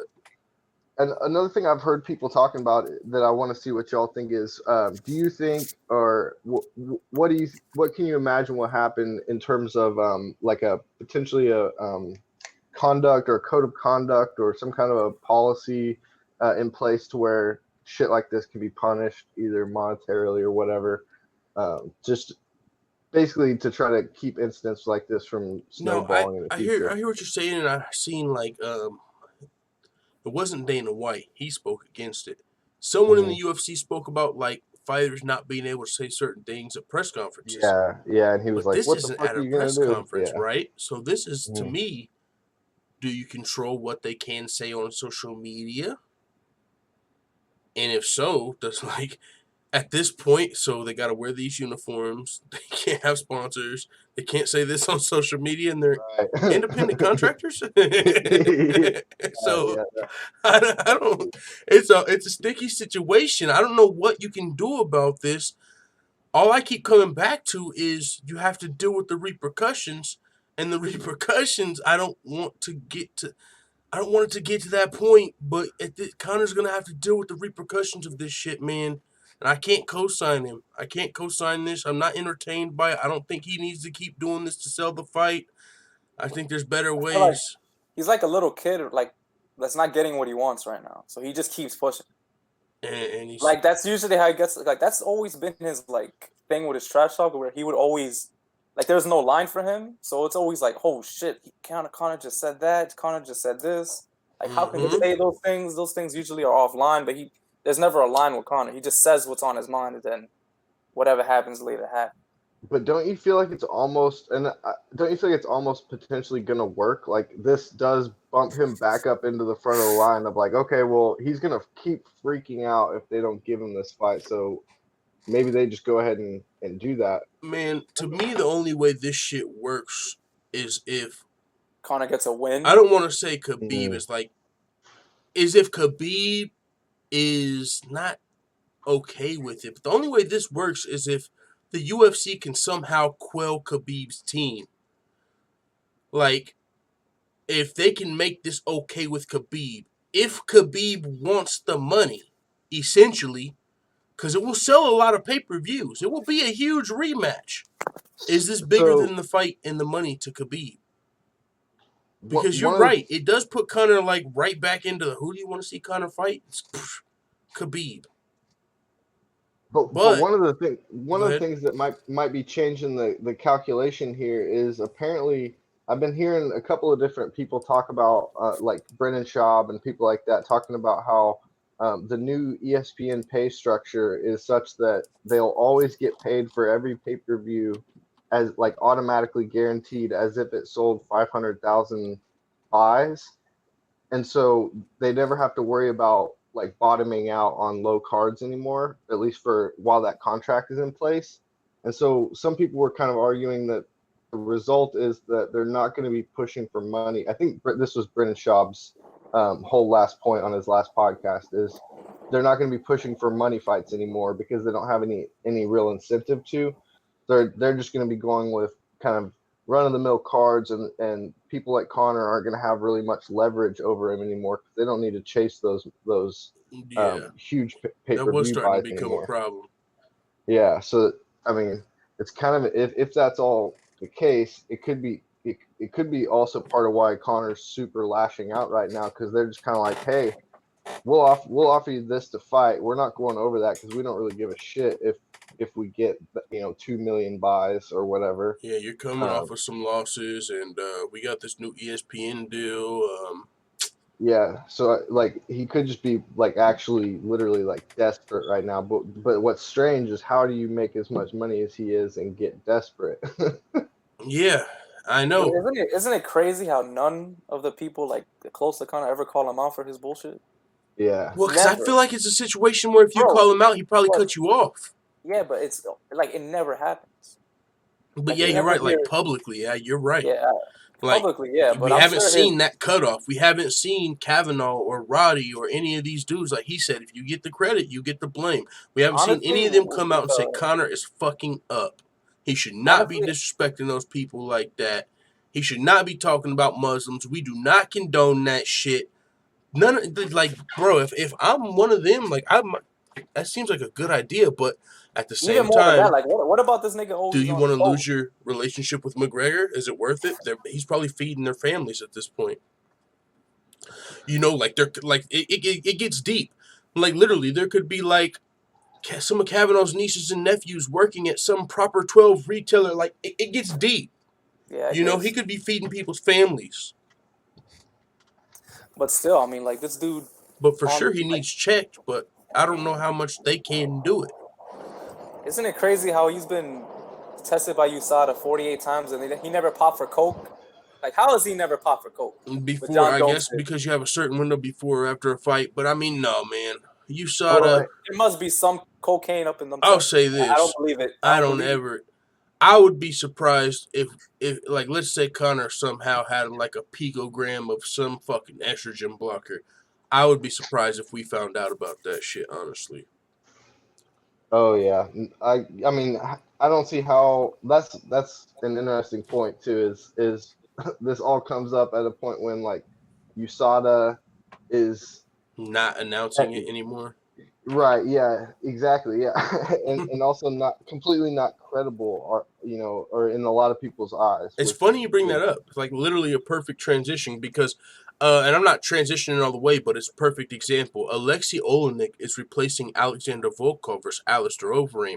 And I was on MMA Reddit, and it said the reason has been revealed on a Russian website. So I went to the Russian website, translated it. The reason for removing Volkov from the UFC tournament in St. Petersburg has become known. It says it was because a violation of the anti-doping policy. Now, we just, someone got replaced, yada, yada. But the truth coming out, it was a USADA violation. Now, that's the thing. They don't want to announce it, but I guarantee you it always comes out somehow, unless they're doing a great job of protecting it, like what seems to be going on with Paulo Costa. But bro, I told you Paulo Costa was on some shit. You didn't want to believe it. I mean, ever since I've seen that video, I'm like, I'm waiting for him to get popped any day now, but with this rule, it may never come out. So, bro, TJ getting pop hurt, man. That shit hurt me. Yeah, that shit. Now, it didn't hurt because, like... No, it hurt. That shit hurt. No. Like, you see, with me, like, I'm usually fair. Like, well, most things. So I kind of expected that he did it in the past, especially when he fought Barao, because he looked chiseled when he fought Barao. And then when he fought Cruz, he looked like a noodle. And then he gets with Sam Calvita, and now he starts looking ripped again. So I kind of, like, assumed that he did it before, but I thought, like, he just had a really good dietitian now, like some dude who knew. Yeah, all these really dudes like that seem like they're on it, but they always use the word science. Like, no, we got the best science. Like, okay. Which, you know who else that makes me think of? Alexander Hernandez? Well, no. Oh, bro, you dropped the damn, ball. I probably shouldn't just be dropping names. Him? That's what makes me think of. My bad. No, hold on. Let me ask you something. Quick 1 minute off the topic. Yeah, why'd you think Alexander Hernandez was gonna beat Cowboy, man? I was like, What the fuck is wrong with you, bro? If they rematch, I still think he can win. oh come on, yo. Weren't you one of the bro? Alexander, I'll Oh, tell come you on, this bro. much: Alex Hernandez had a Why? 'Cause- way better chance bro. of beating Cowboy than Mike Hold Perry. on. You were hyped because he beat the Canadian gangster. He didn't just what's his beat the name? Canadian gangster, bro. He knocked out What's fucking his Benil name? Dariush in the Hey, first round. dude, Then he dude, beat the Canadian what's the guy's gangster name? I in forgot. like What is fucking his name? Quebec. In Alvaro Canada, Mercier. on the main card, Yeah, you take out the Canadian gangster after a lot of people thought your first fight against a ranked opponent might have been a fluke. Your first bet- two UFC fights, you're taking out ranked opponents, and now you're fighting Cowboy at a weight class up. A lot of people thought Cowboy could lose to Mike Perry. I called Cowboy beating Mike Perry, but Alexander that's true. Hernandez That's is true. way better than Mike Perry, in my opinion. I wouldn't say that. As far as well-rounded, I really think he is. I think he's a better MMA fighter. Now, I think Mike Perry's getting better. I'm not saying that like Mike Perry is trash, but I think if you put Mike Perry against Benil Dariush and then the second guy he just beat, the Canadian gangster, I think Mike Perry loses one of those fights. And he definitely loses to Cowboy, so Yeah, I don't know. Dariush It's is no close, slouch. and I think Mike Perry's going to get better the more he trains with Jackson Wink and the more he trains with real MMA camps. But I think Alexander Hernandez, if I'm not mistaken, trains with Elevation Fight Team. Like, he's already training with the killers. But he ain't no He's a two-time fucking Kayla Harrison. beast. He's not that beat. No, he's a beast. Like, is he Kayla Harrison? No, because the division is more stacked. I mean, there's only one Kayla Harrison. No, there's the only two. no, because I'm telling you, there's people like Kayla Harrison. I feel like Curtis Yeah, I Blades know. is somebody I look at similar to Kayla Harrison. I am such a Curtis Blades yeah. fan. It's got Curtis nothing to Blades is do a with beast, too. personality. I am just so high on this man's fucking potential. I was telling my friend before his last fight, we actually bet $5 real. I was like, bro, you're crazy. You think my man Curtis Blades is going down? Are you nuts? Like, I'm a big Curtis Blades fan. Especially the dude he fought. Like, come on, man. I'm a fan of people that I think have a legitimate potential to be one of the best in the world at their Curtis division. Blades, I fuck with him. He's a good fighter. I never looked at Alexander Hernandez. I guess you're right. I never looked at him I mean, when I did look at his fights, he's gonna be like, Woodley. I didn't see like a crazy amount of setups or technique, but he had like a really high pay, very athletic. So I knew when he fought Cowboy, if he didn't dust him the first round, Cowboy's kick setups were gonna get him eventually. Yeah. But that's the way I saw it. But you're not always right. Yeah, no, you're not always right, but I'm telling you. Especially when you had that don't winning fucking streak, sleep that on crazy. Alexander Hernandez. Bro, remember when you had that crazy winning streak where you kept getting shit right? I'm still on it. Like, that might have been the one fight on that card I got wrong, man. Like, I'm not going to get 100% of every card right, but I'm still going to be at about 85. Around the time when you called Cejudo over DJ, though, you were on fucking fire around that time. Give that panel credit. Bro, on the full-time bankroll, we're at an all-time high as we speak. Like, I'm up at like $17,000. Yeah. I was the one on that panel saying y'all were crazy too. No, you weren't the only one. My man Forward's not here right now, but it's crazy because like the last week he was like, "Oh, full time. If you're gonna pick Mighty Mouse over DJ, I need a comprehensive breakdown." Like trying to put me on the spot. We get on the panel and this motherfucker picks the same pick. Like he was trying to put me on the spot and question my credibility, and then you make the same pick on the panel. What? But no, man, I'm still on a heater, and I'm telling you, if Alexander Hernandez fought Cowboy again, it's 50-50 for me. Like, Cowboy's a beast, but, man, don't sleep on Hernandez. It's like Curtis Blades versus Ngannou. I'm super confident in Blades to win, but Ngannou might knock him out. I never said Cowboy was a fucking scrub. I just thought Hernandez would get the W. Man, Blades really need to work on his striking, man. He really he's training with Overeem now, bro. That's literally a perfect pairing. His wrestling's so good, like he might as well just take a break from his wrestling. Like 26. He could do that. He could take like a fucking year break and just train striking with Overeem and come back to go. Like, and he's doing it, man. But I mean, I think it's even better he's staying active, unless you get knocked out by Ngannou 5 times or something. But for both of them, I wish when Overeem was younger, he had Curtis Blades to train with, because he's probably the best striker in the heavyweight division. And then Curtis Blades is one of the best wrestlers. So them training together, you put them two motherfuckers in like a hyperbolic time chamber, you got goats coming out. Yeah, you got Alistair Overeem 8.0 now. That Oh dude's- yeah, Curtis Blades is gonna have some striking too. I hope.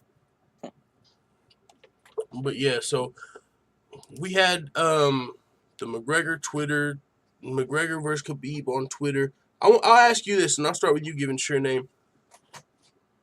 I mean, would you at this point want to see the McGregor versus, like, let's say the UFC said, all right, they're not going to kill each other, but they do want to fight each other.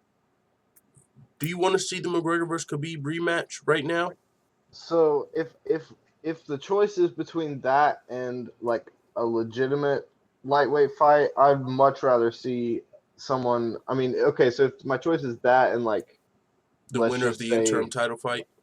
yeah, give me the real fight. Yeah. I don't want to see Conor. I don't want to have another, especially not.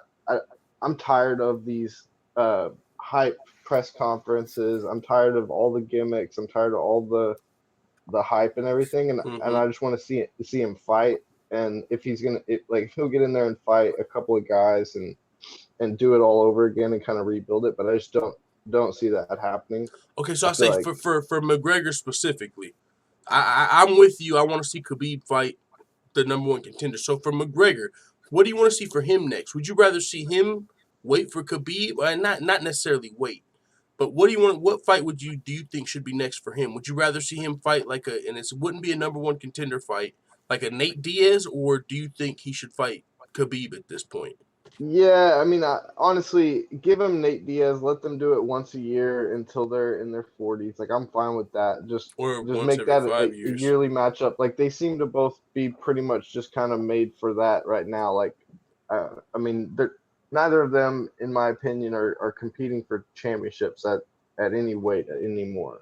So, to me, it seems like just give them the money fights. But I don't really think he hadn't called out. When was the last time he even mentioned Nate? You know, so He talked about him recently. They probably been Oh, in did each he? other's Yeah, DMs low key.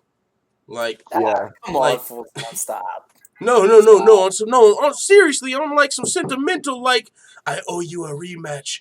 We were warriors in there that night. One day your time will come. Be like some shit like that. Like, when they're probably both drunk and fucked up one night. or and, high. like, Like, bro, I say that because like Nate has made a post and like Conor didn't make a big tweet, but he's replied to the tweet like, "We're gonna rematch one day, kid." Like, just little replies. So I would not be surprised if there has Nah, been I a mean- DM conversation. that fight, there's fights that I know won't happen that like I would be down to see. So like I'd watch Kevin Lee, I'd watch Ala Quinta, I'd watch Gaethje. Any of those kinds of fights would be awesome. I just don't see Conor ever getting up for them, preparing for them, going through all of it for the comparably small paycheck he would get and all that stuff. Like I don't think it's realistic to expect those, but. So then that kind of just leaves me with, well, I'm not really excited for any potential Conor fight that may realistically happen. Like He needs to there's fight nothing, His sanity nothing and really- shit. yeah. There's really nothing on the horizon.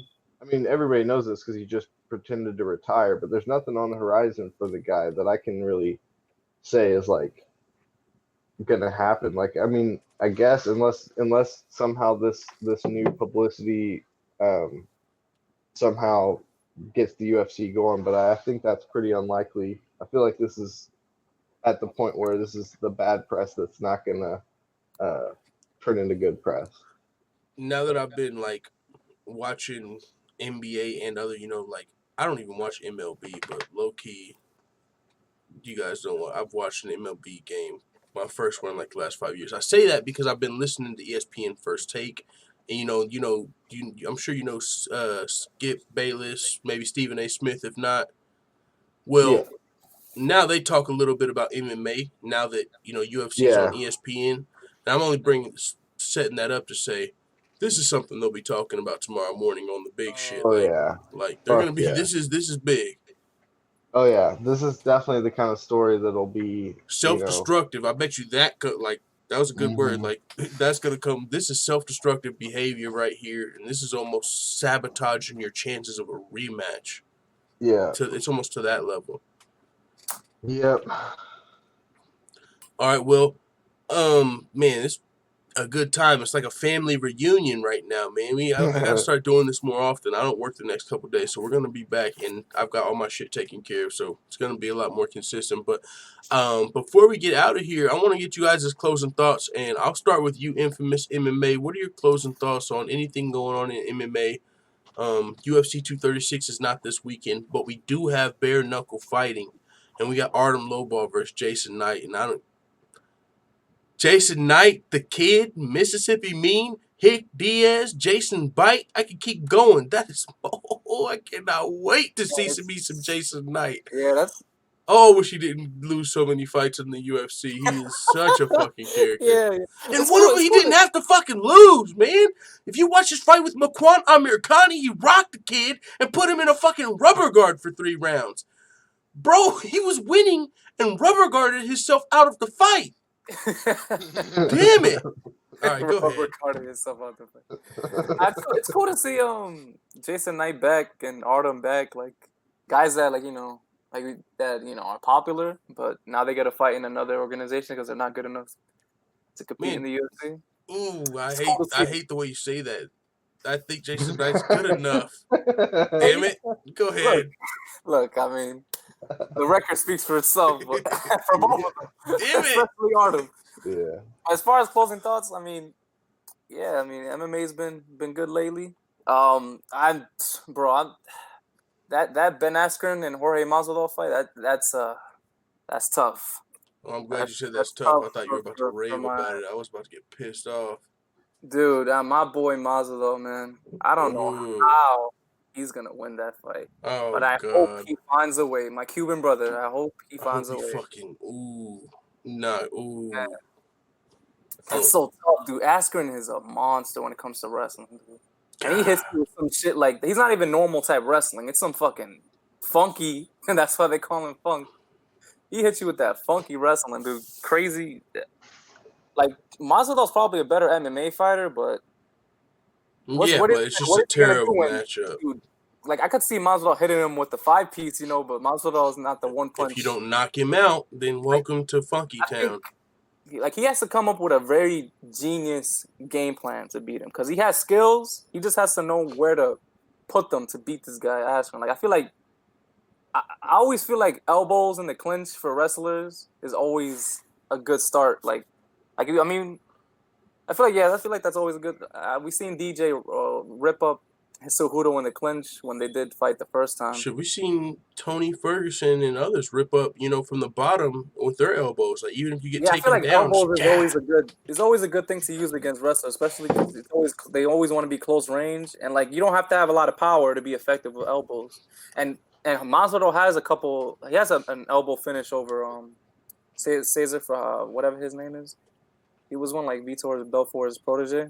Mm-hmm. And Masvidal knocked him out with a couple. You seen that knockout? He knocked the guy out with a couple elbows. It was crazy. Yeah, I was just over here thinking like, man, this would be a great time for Masvidal to get a submission win. That would fucking make my year. Yeah. If Masvidal could submit Ben Askren. Ooh. Dude, I would hate. I don't even want to see that fight. Like, why do we have to make that fight? Who made that fight? I fucking hate. Why couldn't we pass around Daniels? Like, why couldn't we fight on the 8? They were passing him around like a blunt. Seriously, though. Covington fought him. Why couldn't bro, I don't want to see either one of these dudes lose, but what the fuck? Like, this is a fucking... I don't want to see that It's fight. like, who hates Masvidal? I don't want to see that fight. Can we boycott that fight? Isn't winner probably is... Winner of that, though, is probably pretty clear #1 contender. Yeah. Maybe he should have fought Leon instead. Well, yeah, I guess after Covington and Usman fight, there's no #1 contender. But yeah. Well, Woodley. Dude, I would maybe Woodley. I don't know what Woodley's doing. Woodley instead. I would have loved to see that fight instead. Wait, who? Masvidal versus Woodley. Yeah, I wonder if they would fight. I know they're good friends, but I think that might be a situation where they only fight for the belt. You know, Yeah, because but all come on, AT&T man. has so many fucking killers. They're all on the Masvidal would same have a team. good chance to win that fight because even Woodley talks about how his Oh, I would boxing like is so that good, fight. That would be a really good fight, man. and it's a good But match even for that one, Masvidal. my boy Masvidal, I'm a little. Yeah, but I that would one's be like, on the edge of my seat. nah, come on, man. He has a good. Like I would rather Woodley than Askren. No, you know, 100%. I Any think day. it'd be a Any way better fight. I'm just saying, as far as Masvidal's chances, I would still be on the edge of my seat because Woodley could put What were him you out. thinking? 50-50, 60-40? What are you thinking for Woodley? Oh, man, I Masvidal? might Like, go what? 55 Woodley, 45 Masvidal, and I might be being nice there. What makes you put Woodley ahead? Just wonder. What makes me put Woodley ahead, I think he probably has a little bit better wrestling and also could just put him out. You know, he could knock him out. He could out wrestle him. Age, you know, I'm thinking like if I'm trying to give Masvidal an edge, hopefully age would be something that would slow down Woodley. He got some quick hands. Masvidal's probably got better technical striking, I would say, but I think Woodley's still a little more dangerous. He got good defense too, especially after I remember people were like did not think Masvidal had a chance against Till. I was like, what? I'm like, bro, that's a 50-50 fight. What you talking about? Yeah, it definitely should have been 50-50 in my head. I think I gave Till. I think I was counting Masvidal out a little bit, maybe because it was in London. Until you know he is a little big, like 185 to 155, kind of in my mind. But it's Till caught a lot of hype, like a little bit too early on. I think the win over Cowboy. I'm not saying it wasn't. I'm not saying he doesn't deserve some of the hype, and that I'm not calling him garbage or anything like that. But I think he got, anyways, overestimated his abilities a little bit. And the more I started to watch him, the more I think he's kind of. He's good. Like, don't get me wrong. I mean, he's good. He's good, but he's slightly limited. Yeah, all I'm trying to say. You could say that about Masvidal, Askren, Damian Maia. Like you could say a lot of people are good but slightly limited. Yeah. I'm not trying. You know, a lot of the best fighters in the world. He's not guaranteed gonna be a champion right away. Yeah. And we still got to figure out his weight class. Gonna roll through everybody or something. So.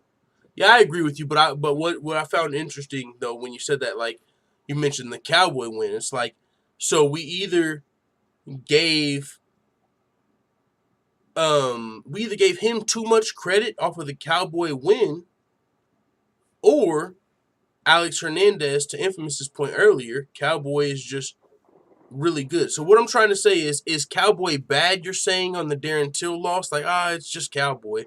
That was just a good matchup for Till. Yeah. Like, Cowboy's boxing, head movement, never been his thing, and Till has that he has a laser left hand, so... No, I agree with that, because we saw Masvidal versus Cowboy. It's just a tough matchup. Ooh. Yeah. And Masvidal, on the other hand, Masvidal's like, he's so versatile. He has, like, every trick in the book as far as, like, kicks, elbows, every range. Crazy. That guy's that's a fight that's crafty as hell. So, like, I knew when I watched it, I'm like, man, that's going to be a tough fight for Till, because, like, Masvidal, especially him, the way he catches kicks, like you saw in the beginning of that fight, he was already catching Till's kicks, and Till stopped kicking him after that. And then it turned boxing match, and we see Masvidal hit this dude with 4-punch combinations and shit. And the soda. Yep. Stan MC says, I wanted to see Woodley versus Ponzi. Speaking of Ponzi, what the fuck forgot is about Ponzi? Ponzi. Yeah. What the fuck is going on with Ponzi? I don't know. Fucking out here scheming, or what's up? You go back to Argentina? Ponzi out here scheming? No, scheming on his next fight. Let me look up Ponzinibbio. Dude, I forgot about. Yo, that's a good point, Stan. What happened to Ponzinibbio? I wanted to see Woodley versus Ponzinibbio. Oh wait, there is a guy named Santiago Ponzinibbio. I know he just won, right? Didn't he win in like Chile, bro? Yeah, Neil Magny. Okay. Oh, I shouldn't use shirt off. This shit makes your shit lag like a mother. 27-3. Bro, he should be fighting top contenders, dog. He fought Mike Perry and Neil Magny last, like, for sure. 27-3. We need to see Woodley Ponzinibbio. That would be a great fight even now. But the Askren Masvidal fight, that just throws another wrenching the Oh, fucking, man. you know. So it's like Askren versus Masvidal might not be the number one contender because if you think about it, for one, if Askren wins, he's already talked about wanting to clear out the division, and even then he's 2-0 in the UFC, kinda. But you still got Woodley and Ponzinibbio up there. But I mean, if Askren fought Ponzinibbio, shit, that'd be a fun fight. That'd be. I mean, I'd still pick Askren, but I mean, it's just another guy. Yo, imagine Askren- Woodley pulls some sucker shit and like accepts a fight against Askren like on the low, and it turns into this big storyline of like Woodley's like, well, I gotta feed my family. You feel me? I'm not So we lying. gonna If have I'm to catch- we gonna Masvidal, have to catch fuck this thing. everybody. I'm fucking finding an excuse. I ain't scared, but this is some bullshit. I deserve Yeah. better than this. What I don't know what that. the matchmakers were thinking. I got a TV Well, show I to mean, film. I'm going to RD getting back on fucking E or Telemundo. RDA has a fight with Kevin Lee in May. So that's coming up not too long. And then Quintin has At a fight with welterweight or Cerrone. 155? It's a welterweight, right? That's Ain't Kevin Lee going up to 170, I think? Yeah, they fight on 170. Yeah, I think so. Gary Kendrick said, what about Alvarez? Because he just got his ass beaten, won by a guy I've never even heard of. Ooh, yeah. Isn't that what happens with Alvarez when he goes to a new organization? He gets his ass beat the first fight, but then he Yeah, comes man. back. That's the Alvarez way. Eddie Alvarez. I mean, he's a good fighter in the sense of, you know, just like he gets in wars, but you could imagine if you're somebody that gets into wars and somebody lands that clean shot, like you could for sure get knocked out. Or I mean, I don't know, but you know, Eddie Alvarez isn't known as the most technical striker, so it was definitely a possibility. But it's definitely interesting to see him get fucking finished in his first fight over and won. It means you definitely got to put some respect on one championship's talent. You know, clearly, maybe like Bellator, they've got some guys over there that we just don't know anything about because they don't speak our language. We don't recognize them at all. Do you guys know who Brendan Dorman is? MMA. Yeah, I know. He does breakdowns Yeah, and shit. I've heard of him. Mm-hmm. He did like a breakdown of some fucking. It popped in my recommended feed. Some Asian dude. I don't even know his name, but it was like a boxer, and So Monaya Une, something like that. yeah. And so I'm saying like, there's all type of talent that we could be really, really, really fucking good technically that we just don't know about. But yeah, I don't know. It is a little sketch. The Micah Reynolds says they kind of need to give Askren title shot if he beats Miles. Man, what the fuck? He went over 20 fights, no loss. Did you see that? I might be on a Usman different and Joe mindset Rogan? here, but bro, if you go 20-0 in the fucking Can Crunching Fighting League, don't come to the UFC. I don't know. Maybe I'm tripping. Yo, full time. What? Did you see Kamaru Usman on Joe Rogan? I seen like the first half. Did I see the whole episode? Dude, I think I did listen to the whole episode. Dude, when he talked about his injuries, I could not believe. Nope. I haven't got to listen to the crazy. full one. Yeah, no, I haven't got to listen to the full episode. I just heard bits and pieces. I need to download the full one for sure because I didn't Dude, he hear said that. he had surgeries on both his knees. He has like so many herniated discs. I'm like, damn, like how is this guy performing at like that level, being that? Yeah, injured? you would never It's kinda tell. crazy. Yeah, you can never. Tyron Woodley went to fucking fight. Oh, my hand's broken. I gotta fucking. Yo, you know? full time. Oh. Let me ask you this Kobe question. Covington. My nasal. I can't fight. This dude's got fucking herniated disc, and he's still fucking slugging through. You know, fighting at 30%. Yo, full time. Uh-huh. Yeah, let me like when you saw Woodley lose, like remember all those times you would pick against Woodley and you're like, and he ends up winning, and we're like, damn, Woodley's a lot better than we thought he was. Like almost Not every me. time. Not me. I don't remember picking against Woodley. I remember I picked against Woodley so many times, and I always Listen, imagined him losing don't throw me into that the way bunch that he 'cause lost you to picked Usman. against Woodley. No, but go ahead. I said I always imagined him losing like that way against other people, but like Usman ended up being the person to actually do it. Like the way he lost to Rory in the kind of that similar fashion. Yeah, like, he no, just I've been overwhelmed. saying that but I thought it could have happened with Colby. Now I thought Yeah. Usman's better than Colby, but I always mean- thought about the Rory matchup. Yeah, you always think like, how does this guy win so many fights fighting with his back behind the cage? I'm like, it just blew me away. But he was able to. Yeah. Yeah, he stuck He around was there for able quite to some use time. that as like his strategy. Like he said, I wanted, like in the Wonderboy fight, he said I wanted my back to the cage because it gave me way more room to explode. And I'm like, okay, so like he made his back to the cage like his comfort zone. Yeah, I mean, it worked for him. Yeah, but I'll ask you this: do you think Woodley ever gets the belt back? Hell no. Yeah, I think I think because of he might not even get the because shot. of The UFC might not even get the right. opportunity to get it. Yeah, right. That's what I'm saying. That because of the UFC and the like the bottleneck at the division in and of itself, I doubt he'll be fighting long enough to stick around to get another shot. I mean, I think he already kind of has a foot and a couple of toes out the door if you think about all his other Oh yeah, things he's I think engaged in. wisely. I think that's a great move. I don't give a fuck how many jokes people make. Once you're done, once you lose that belt and you're not fighting, what are you gonna Yeah, do? Good thing he has a head start. yeah. I mean, I wouldn't definitely wouldn't be surprised to see him maybe fight another one or two more Yeah, and step away. So maybe he can get a big money fight or something, but no, for sure. Like, I mean, you'd have to get the politics on your side, and then you're not gonna be as focused because you got to focus on your other, whatever you're doing, whether it's a mixtape or a movie role or TMZ. That takes your focus away from fighting. You got mhm. obligations that you didn't used to have. And he's like 38, 39 ish, 36, 37. 37. Yeah, so he's Yeah, getting up there though. So yeah, I for just don't think sure. he'll. I don't think he'll get the shot really. Yeah, it'll Which be interesting. It would be interesting, like if Colby won, and then there's all so much shit. I mean, he'd have to win. I don't see that happening. Yeah, so, yeah. um, yeah, man. Valentine T says, play fire Snoop full time in the house. Snoop ain't no big dog. He a pooch. Went from OG to suburbs. Yo, we will play that to end the show, but I gotta say this, man. After these last couple days, maybe that's pretty smart.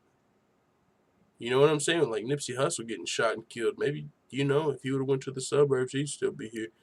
But so other than that, I mean, we got UFC 236 coming up. We got Max Holloway versus Dustin Poirier, Kelvin Gastelum versus Adesanya.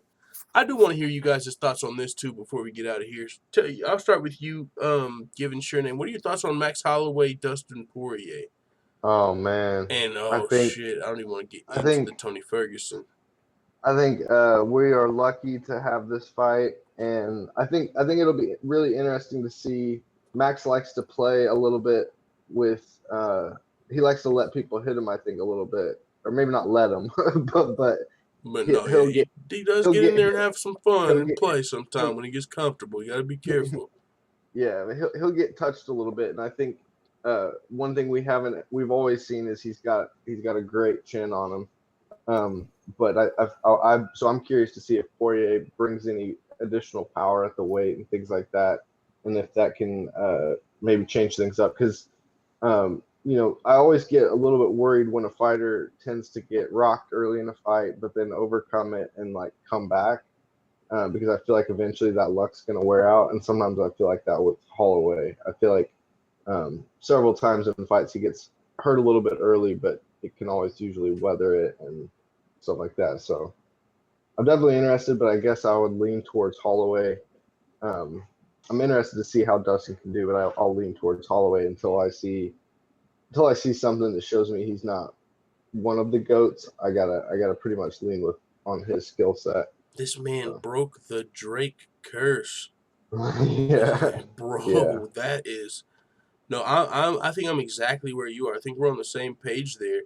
And to your point about where sometimes they get rocked and come back. I mean, shit, Dustin Poirier versus Gaethje. I thought it was almost over for Poirier. Like I just thought his yeah. legs were gonna give. Like I thought and then he came back and got the knock. Like both of these guys can weather a storm and come back and win a fight.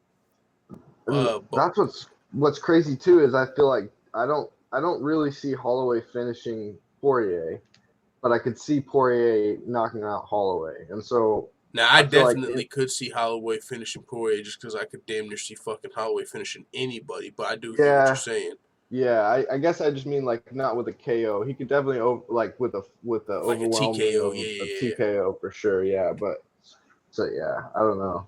No, but Dustin Definitely gonna be Poirier good. could for sure get that one punch fucking whoa, shock the world. Mm-hmm. And I agree with you. And one other thing about this fight, like I'm kind of leaning Max Holloway with you, but this is an opportunity Dustin Poirier could have never. Like this is a once in a lifetime opportunity, especially in this division. If Tony Ferguson wasn't having issues right now, Dustin Poirier might have not got this shot. It could have been Ferguson, and then it's an interim fight. So the winner fights Khabib, and then the winner of that probably fights Conor, and then he fights whoever the fuck he wants, and Dustin Poirier would have literally just got skipped over forever. So this is a once-in-a-lifetime opportunity for him. Back is against the wall here, and he is way too good of a fighter to count out. And this reminds me kind of like Gaethje versus Barboza because it's such a fucking good fight on paper. Like, it's one of the fights like that. I think if you were trying to pick the fight of the year before it happened, it's one of the ones that you could give a vote to. Like, ooh, this might be it. Yep, I agree. It's definitely like there's no way as long as it happens, there's no way it'll be a boring fight. It's like impossible. Yeah, as long as it happens, knock on wood. Yeah. I'll ask you, Infamous, what are your thoughts on Holloway versus Poirier? Man, that's such a great fight. That is, I feel like Poirier is alive. Some people are like counting him out. I think it's crazy. Like Poirier is a beast. I mean, he's had like these losses in his career, which I feel like people they always like think about it when they think about Poirier. Like he lost to Michael Johnson, which like it was a weird loss. You know, he just got like starched basically, and then you see Michael Johnson get starched by like a guy like Josh Emmett. So you're like, no, really quick, you're right. You're 100% right. But yeah, no one really brings up the Michael Johnson, Tony Ferguson. What happened? I said nobody really brings up like Michael Johnson versus Tony Ferguson, but you are right. Like, you know, you do think about Michael Johnson sometimes and Dustin Poirier. But Poirier is probably like the most dangerous puncher in lightweight. Like he has like 9 knockdowns. He has power in his left hand and his right hand. He knocked out Gaethje with his left hand. He knocked out Alvarez. He's dropped plenty of people with his right hand. Like he's dangerous, dude. This guy he's a southpaw. He's like Conor, but he doesn't get tired. Like that's how dangerous this guy. He knocked Gaethje out in the 4th round. Paid his dues too. He has power for 5 rounds, dude, and he has power in both hands, not just his left hand. So he's kind of like a better version of Conor. Like if I'm I'm saying it. Yeah, I'm saying it. Out the division he's kind of like a better version, even though he lost to Conor. It sounds weird because he lost to him. For like a casual fan's perspective, like yeah, but that was a little earlier. But no, I agree with you. He's made more gains. He's made more gains since then, and Conor hasn't really developed since then. I think would be pretty fair to say. Conor still doesn't have any power in his right hand. Like he still dashes out. So it's like the way to beat Conor, everybody knows how to beat him. You get out the second round and then you beat him.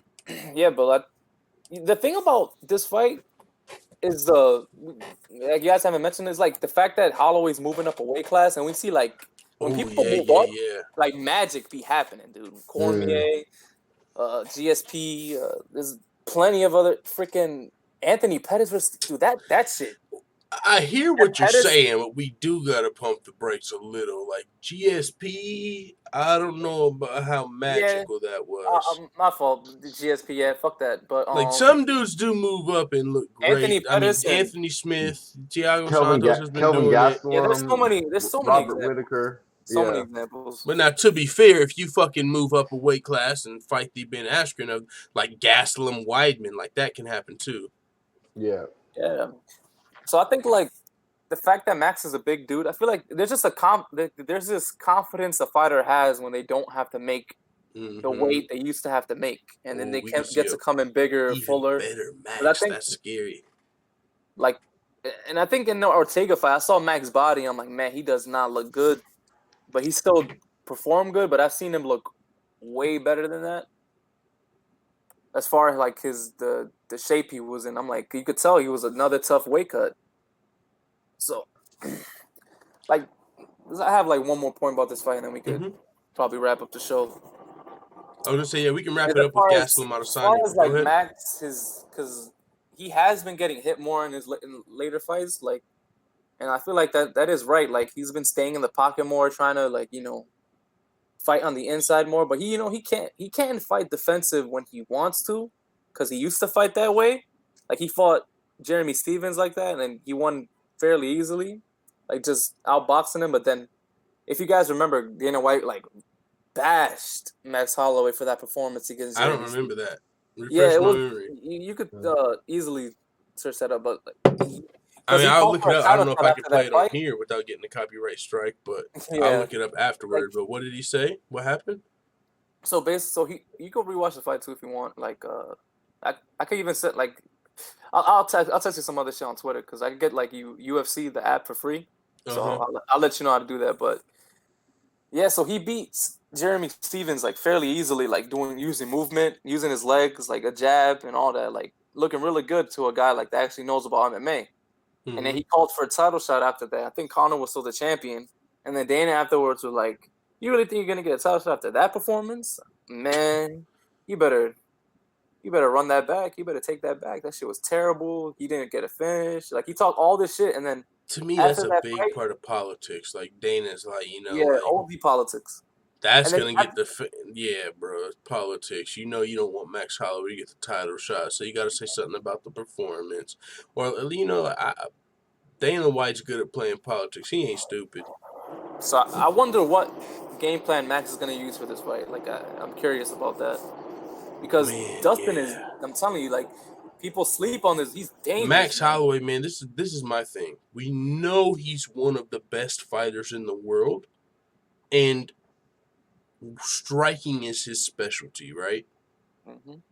So if there's ever going, in my mind, if there's going to be someone that is, I don't know if I should say is going to beat or is a bad matchup for Max Holloway, I don't see it being another striker. Now, Dustin Poirier is up there. He's one of the best fighters in the world, and this is a weight division up. But just in my mind, I just don't see a striker dethroning Holloway. And I know that might sound crazy because, of course, anything can happen in MMA. But I'm just saying that's the level Max Holloway is on to me. But, of course, he does stand in the pocket a little more, like you say. He's willing to stand and trade even when he's winning the fight, as we've seen in the Ricardo Lamas fight. He is a little risky at times, and anything can happen. But I'm just saying, like, it's similar to Woodley. It reminds me of Tyron Woodley. He's beaten everybody. But I was always curious to see what would happen when he fought someone similar to Rory McDonald. And that's kind of how I am with Max Holloway. But, like, that's why I'm not going to pick against him, but I'm definitely not going to count Dustin Poirier out. But I do want to talk about Kelvin Gastelum and Israel Adesanya because, honestly, this is actually a really good fight that could have not happened. If Whittaker didn't happen to get injured, this is a fight we could have possibly, we could have still seen it, but we might have never seen. If Whittaker defends his belt successfully, then we might not ever see this fight. And that's why this is so intriguing to me. Also because I've seen both of these guys as potential, and I'm not saying I don't think of them as highly as Kayla Harrison or Curtis Blades. But I did think that they could challenge for the title and maybe win. Now, when I think Curtis Blades, Kayla Harrison, I see gold in their future. These guys are both guys I'm not super sold on, but I would not be shocked if they won the title. Now they fight each other, and I think one of them kind of eliminates the other one from title contention. Now, of course, if Adesanya loses, he could still come back in the future, fight for the title. But I really feel like the loser of this might not fight for the title for quite some time. So I don't know, as far as that goes, I don't know who I'm picking to win or lose this fight yet. As far as the styles are concerned, Kelvin Gastelum, we know he's got great wrestling. He's a great MMA fighter. He's very well-rounded. He doesn't rely on his wrestling as much as some guys.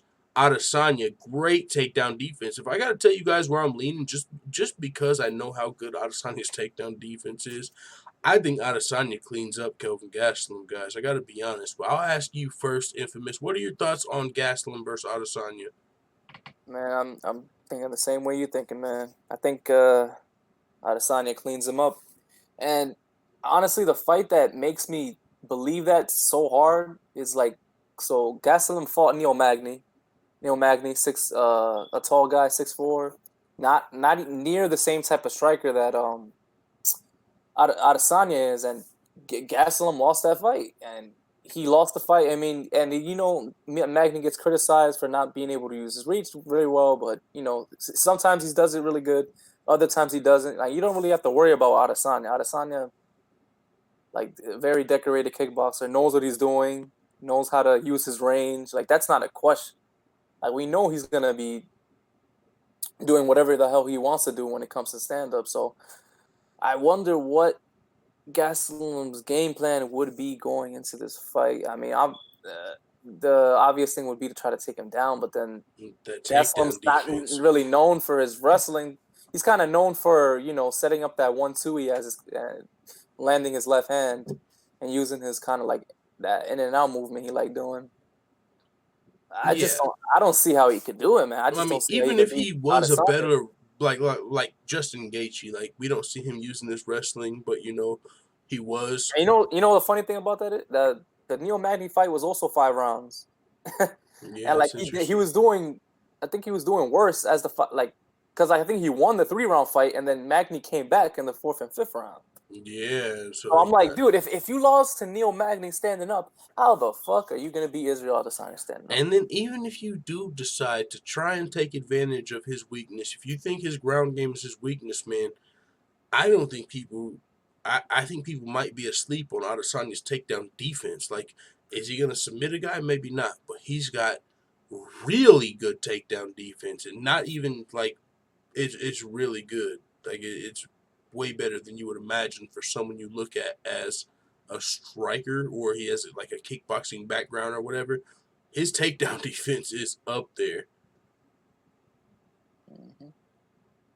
And I'll ask you, given SureName, what are your thoughts on this fight? And it'll be kind of to close out the show. What are your thoughts on this fight, and also just any thoughts on MMA, whatever's going on? Closing thoughts. Man, so I don't really know if I have anything completely groundbreaking to add to y'all's thoughts on Adesanya and Gastelum. I think I'm pretty much in agreement. I mean, I would lean toward Adesanya for most of the reasons y'all said, but at the same time, I guess I always tend to hedge my bets a little bit and just say, like, I've been underestimating Gastelum quite a bit, but at the same time, I'm never quite sure what to make of some of his wins. So, like, he knocks out Bisping, and I'm like, I mean, I have a lot of respect for Bisping. I think he's a really great fighter, but was he maybe a little bit? He shouldn't even been medically cleared to fight that fight. Right, yeah. So and then he split decision with Jacare in Brazil. Credit for that win? Do what? I said, could you really give Gastelum that much credit for that win? Right. Yeah. Could you give him? You can, but even the fight with Jacare, he got lucky. He was in Brazil and got a split decision. Yeah. And that was a close fight. That was close, and Jacare got a takedown in the 3rd round. I thought it was over. Super close. The last person he really tooled up was Tim Kennedy, and Tim Kennedy was like a big, slow HGH freak. That dude's not. I don't know. He's not. He wasn't ever real. I don't know. Anyways, that's like every time Gastelum's won a fight, there's always been a catch to it. Like Johnny Hendricks, he beat an older Hendricks. Everyone at middleweight, yeah. Or he almost. And then I guess he was gonna prove us wrong with that Weidman win, but then Weidman came back on his ass and submitted him. Yeah. That Weidman one was. That Weidman versus Gastelum fight is exactly what I think when I think fighters moving up divisions. Like, eventually, you're gonna face the Gastelum was so much smaller than him. It was This is what I think about when I think Masvidal Askren. I think Weidman Gastelum. Wait, is Askren that big? How big is Askren? I don't think he's ever fought a lightweight. I don't know how big he is. It's not that big though. It's like 6'1". I mean, when you go Gastelum to Weidman, how big? I mean, yeah, Weidman is pretty big, but I mean, I'm just saying Askren's bigger than Masvidal. So I'm just thinking you're moving up a weight class. Bro, trust me, when Askren grabs Masvidal, he gonna know like, holy Jesus. And you know what's crazy? Masvidal kind of turned down the fight, but it doesn't kind of matter. Like, he didn't turn it down because, of course, if the UFC puts that pressure, they kind of make whatever happen what they want to happen. But after the fight, they asked him about that, and he kind of responded. And he was like, now, listen, I'm not even going to say the dude's name, but you got one fight in the UFC, and it was controversial. You ain't even paid your dues, so no, I don't want to fight you. And now it's about to be finalized. So we know Masvidal don't want the fight, but it's like, oh, you don't have too much of a choice. Even though I like both guys. I like both guys. Yeah, I do too. I just like Masvidal better, but yeah, I me like too. them both. I fucks with Masvidal heavy, but it's just I would not bet on that fight on my life on Masvidal winning that fight. Like I would not. No, hell no. And that's my dude. Like I usually try to, when Conor was my dude, I would try to make up. I would try to put the best argument forward of him trying to win. It's just. Have you heard that Askren is like with his frame? He should weigh like 300 pounds, and with like the way he eats, he's like a 300-pounder who cuts down to 170 pounds. Crazy. Like that's why he's got that kind of strength. Like I believe that's that. He does a lot of grip strength things. Like that's like a secret to getting really good at jiu-jitsu or martial arts is just working on your forearms and your hands. Well, I watched this. Yeah, go ahead. I watched this wrestling podcast that he does because I live here in a wrestling town, so I've been kind of getting into college wrestling, and he sits there and eats junk food like for 2 hours straight on the podcast, just eats shit the whole time. Really? So I feel like he's a fat kid who just exercises all the time. And that's funny. This is what Askren does. He doesn't care about any other part of his body except his hands and his forearms. Yeah. That's it. That's the only thing that matters to him. Yeah. Hey, like, this might be some shit we had to talk about off the show. But fuck it, I'm gonna say it. Okay, so Askren fought for one, right? Like, he fought for one FC, right? An Asian-based promotion. Mm-hmm. Yeah. Let me pull up a picture of Ben Askren. You know how, like, some people, like, get, like, lip surgeries and shit, like, to look better, and or people get surgeries to, like, fit in. Some black people get surgeries and shirts, but they try and look white. Oh, you talking? Like, Michael Jackson started turning white and shit. Okay, now you guys are like, what the fuck is he saying? Like, where are you going? Where's he getting? Where are you going with this? Okay, where's he going? What I'm saying is, have you guys noticed Ben Askren's eyes look Asian? Like, is he half Asian, or did he get his shit, like, stapled down to fit in? No, I think it's like scar tissue and shit. Full-time. Well, no, I say that because there's not like most. Okay, and I might be way wrong, but like how many? Like Nate Diaz has scar tissue. He don't look Asian, and it's just a coincidence this man happened to fight in Asia. You see? Maybe he caught it in the water, dude. But do you see? I mean, it's possible he might. Like, there's a lot of dudes who have scar tissue and they don't look like Ben Askren. Yeah, but hasn't he always? All I'm saying is it might be like the Kylie Jenner lips of Asia. Like, you can get a surgery done. Okay, like, you see, that's what I said. This should be something we talk about off the stream. Cause I highly doubt that. I'm just saying, bro, you don't see too many people, like, look Asian and then just happen to live in Asia. Maybe he's even half Asian. Who knows? I'm just saying, like, he's got the... I do know, like, the eye shape in Asia is a big thing over there. Like, I didn't know that, but if you tell me that, then I'll tell you Ben Askren probably got some sort of eye, you know what I'm saying, like, thing to look Asian. I doubt it, dude. Okay, maybe that... Am I the first person? I don't want to say I'm the first. I don't know why I thought about that. For sure, dude. Damn, maybe I see it. See, I don't. That's why I said we should have said that off the show. Because, like, I don't want to be that guy that starts some weird rumor like, did Ben Askren get eye surgery to look Asian and what? Like, what? Dude, no, I did not say that. That was I had a tend to my bad. So yeah, no. With that being said, that's about the end of the show. I also want to get your closing thoughts, though. Infamous. Do you got anybody else got anything they want to add?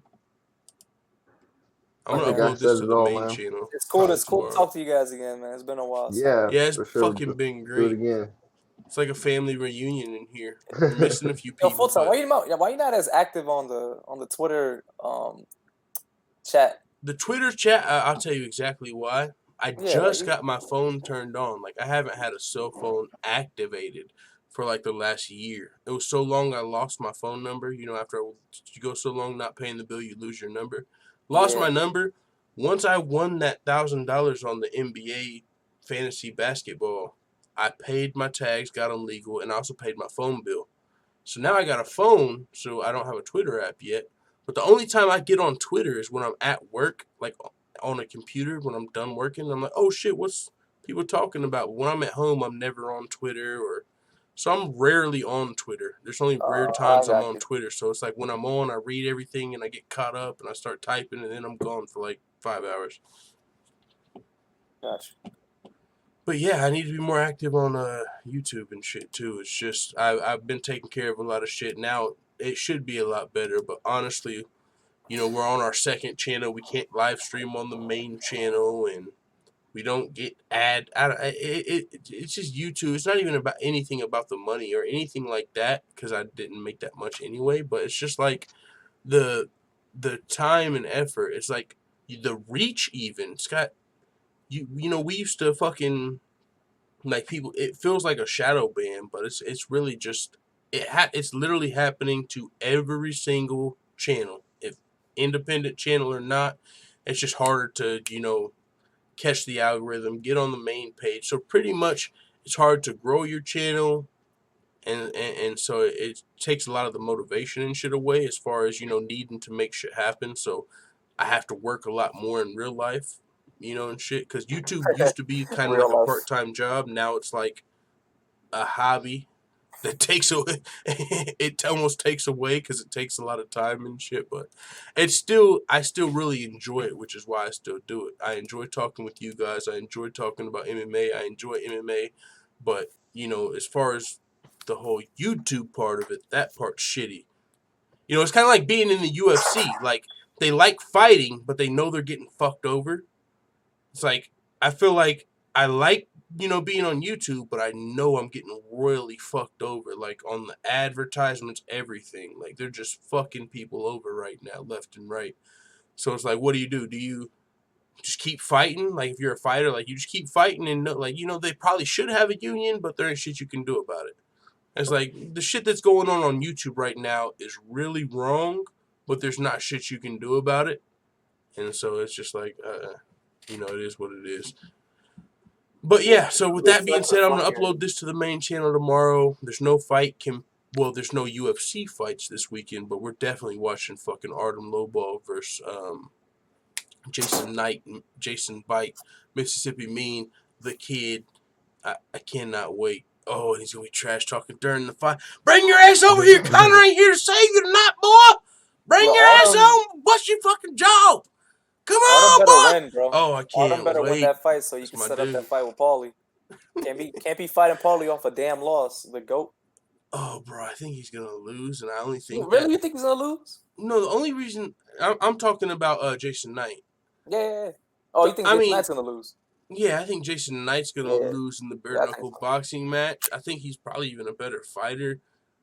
Yeah, for sure. But I just feel like if we're going to see Paulie Malinaggi fight Artem Lobov, he probably needs to win.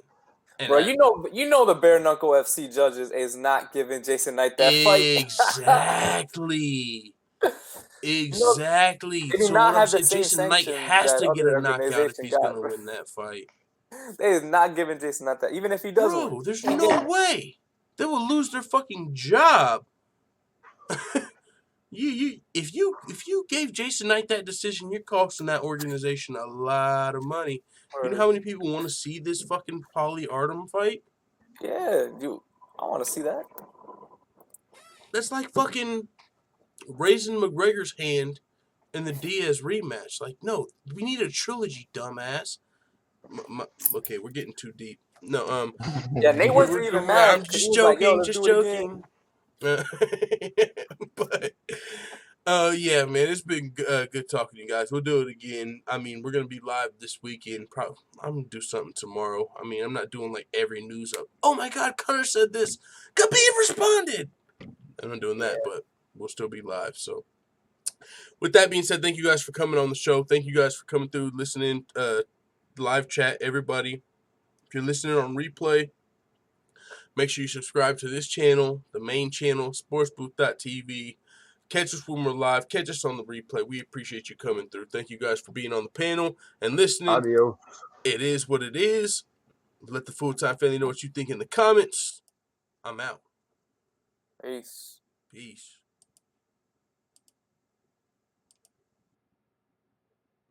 Oh, wait. Should we play a song? Somebody said, fire Snoop. I got this. We got this on the outro. I got your back. Yeah. You know you fucked up, right? Mystic Full-Time in the house. Let's get it. With so much drama in this day and age, it's kinda hard being full-time MMA, but I somehow, some way, keep coming up with content for my hitters like every single day. Now let's get to this nigga Snoop. Disrespecting McGregor, thinking that shit was cute. Calling Connor a bitch, what the fuck does that make you? You ain't no big dog, old nigga, you a pooch. And keep it real, Connor didn't even fucking lose. Fook the Mayweathers made $1 million off them dudes, and that's in a pillow fight. Boxing ain't no real fight. How we get knockouts to walk out looking like $1 million likes? Snoop, I think you sipping too much gin and juice, cause something's gotten into you. What the fuck you thinking dissing one of the dudes getting you paid? Now a lot of people don't like you. Got them on Twitter yelling hashtag fire Snoop. Biatch. Full-time in the house.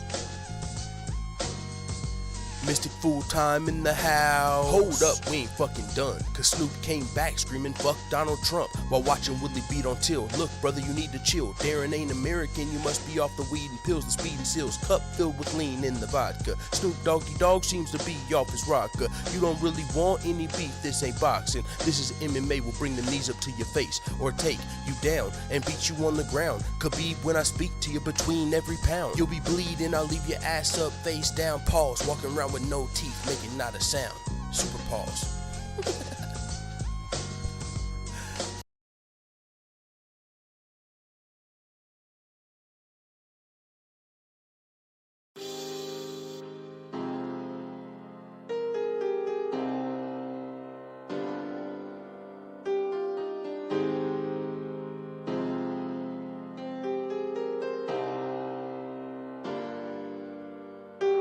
I don't get to eat no beef.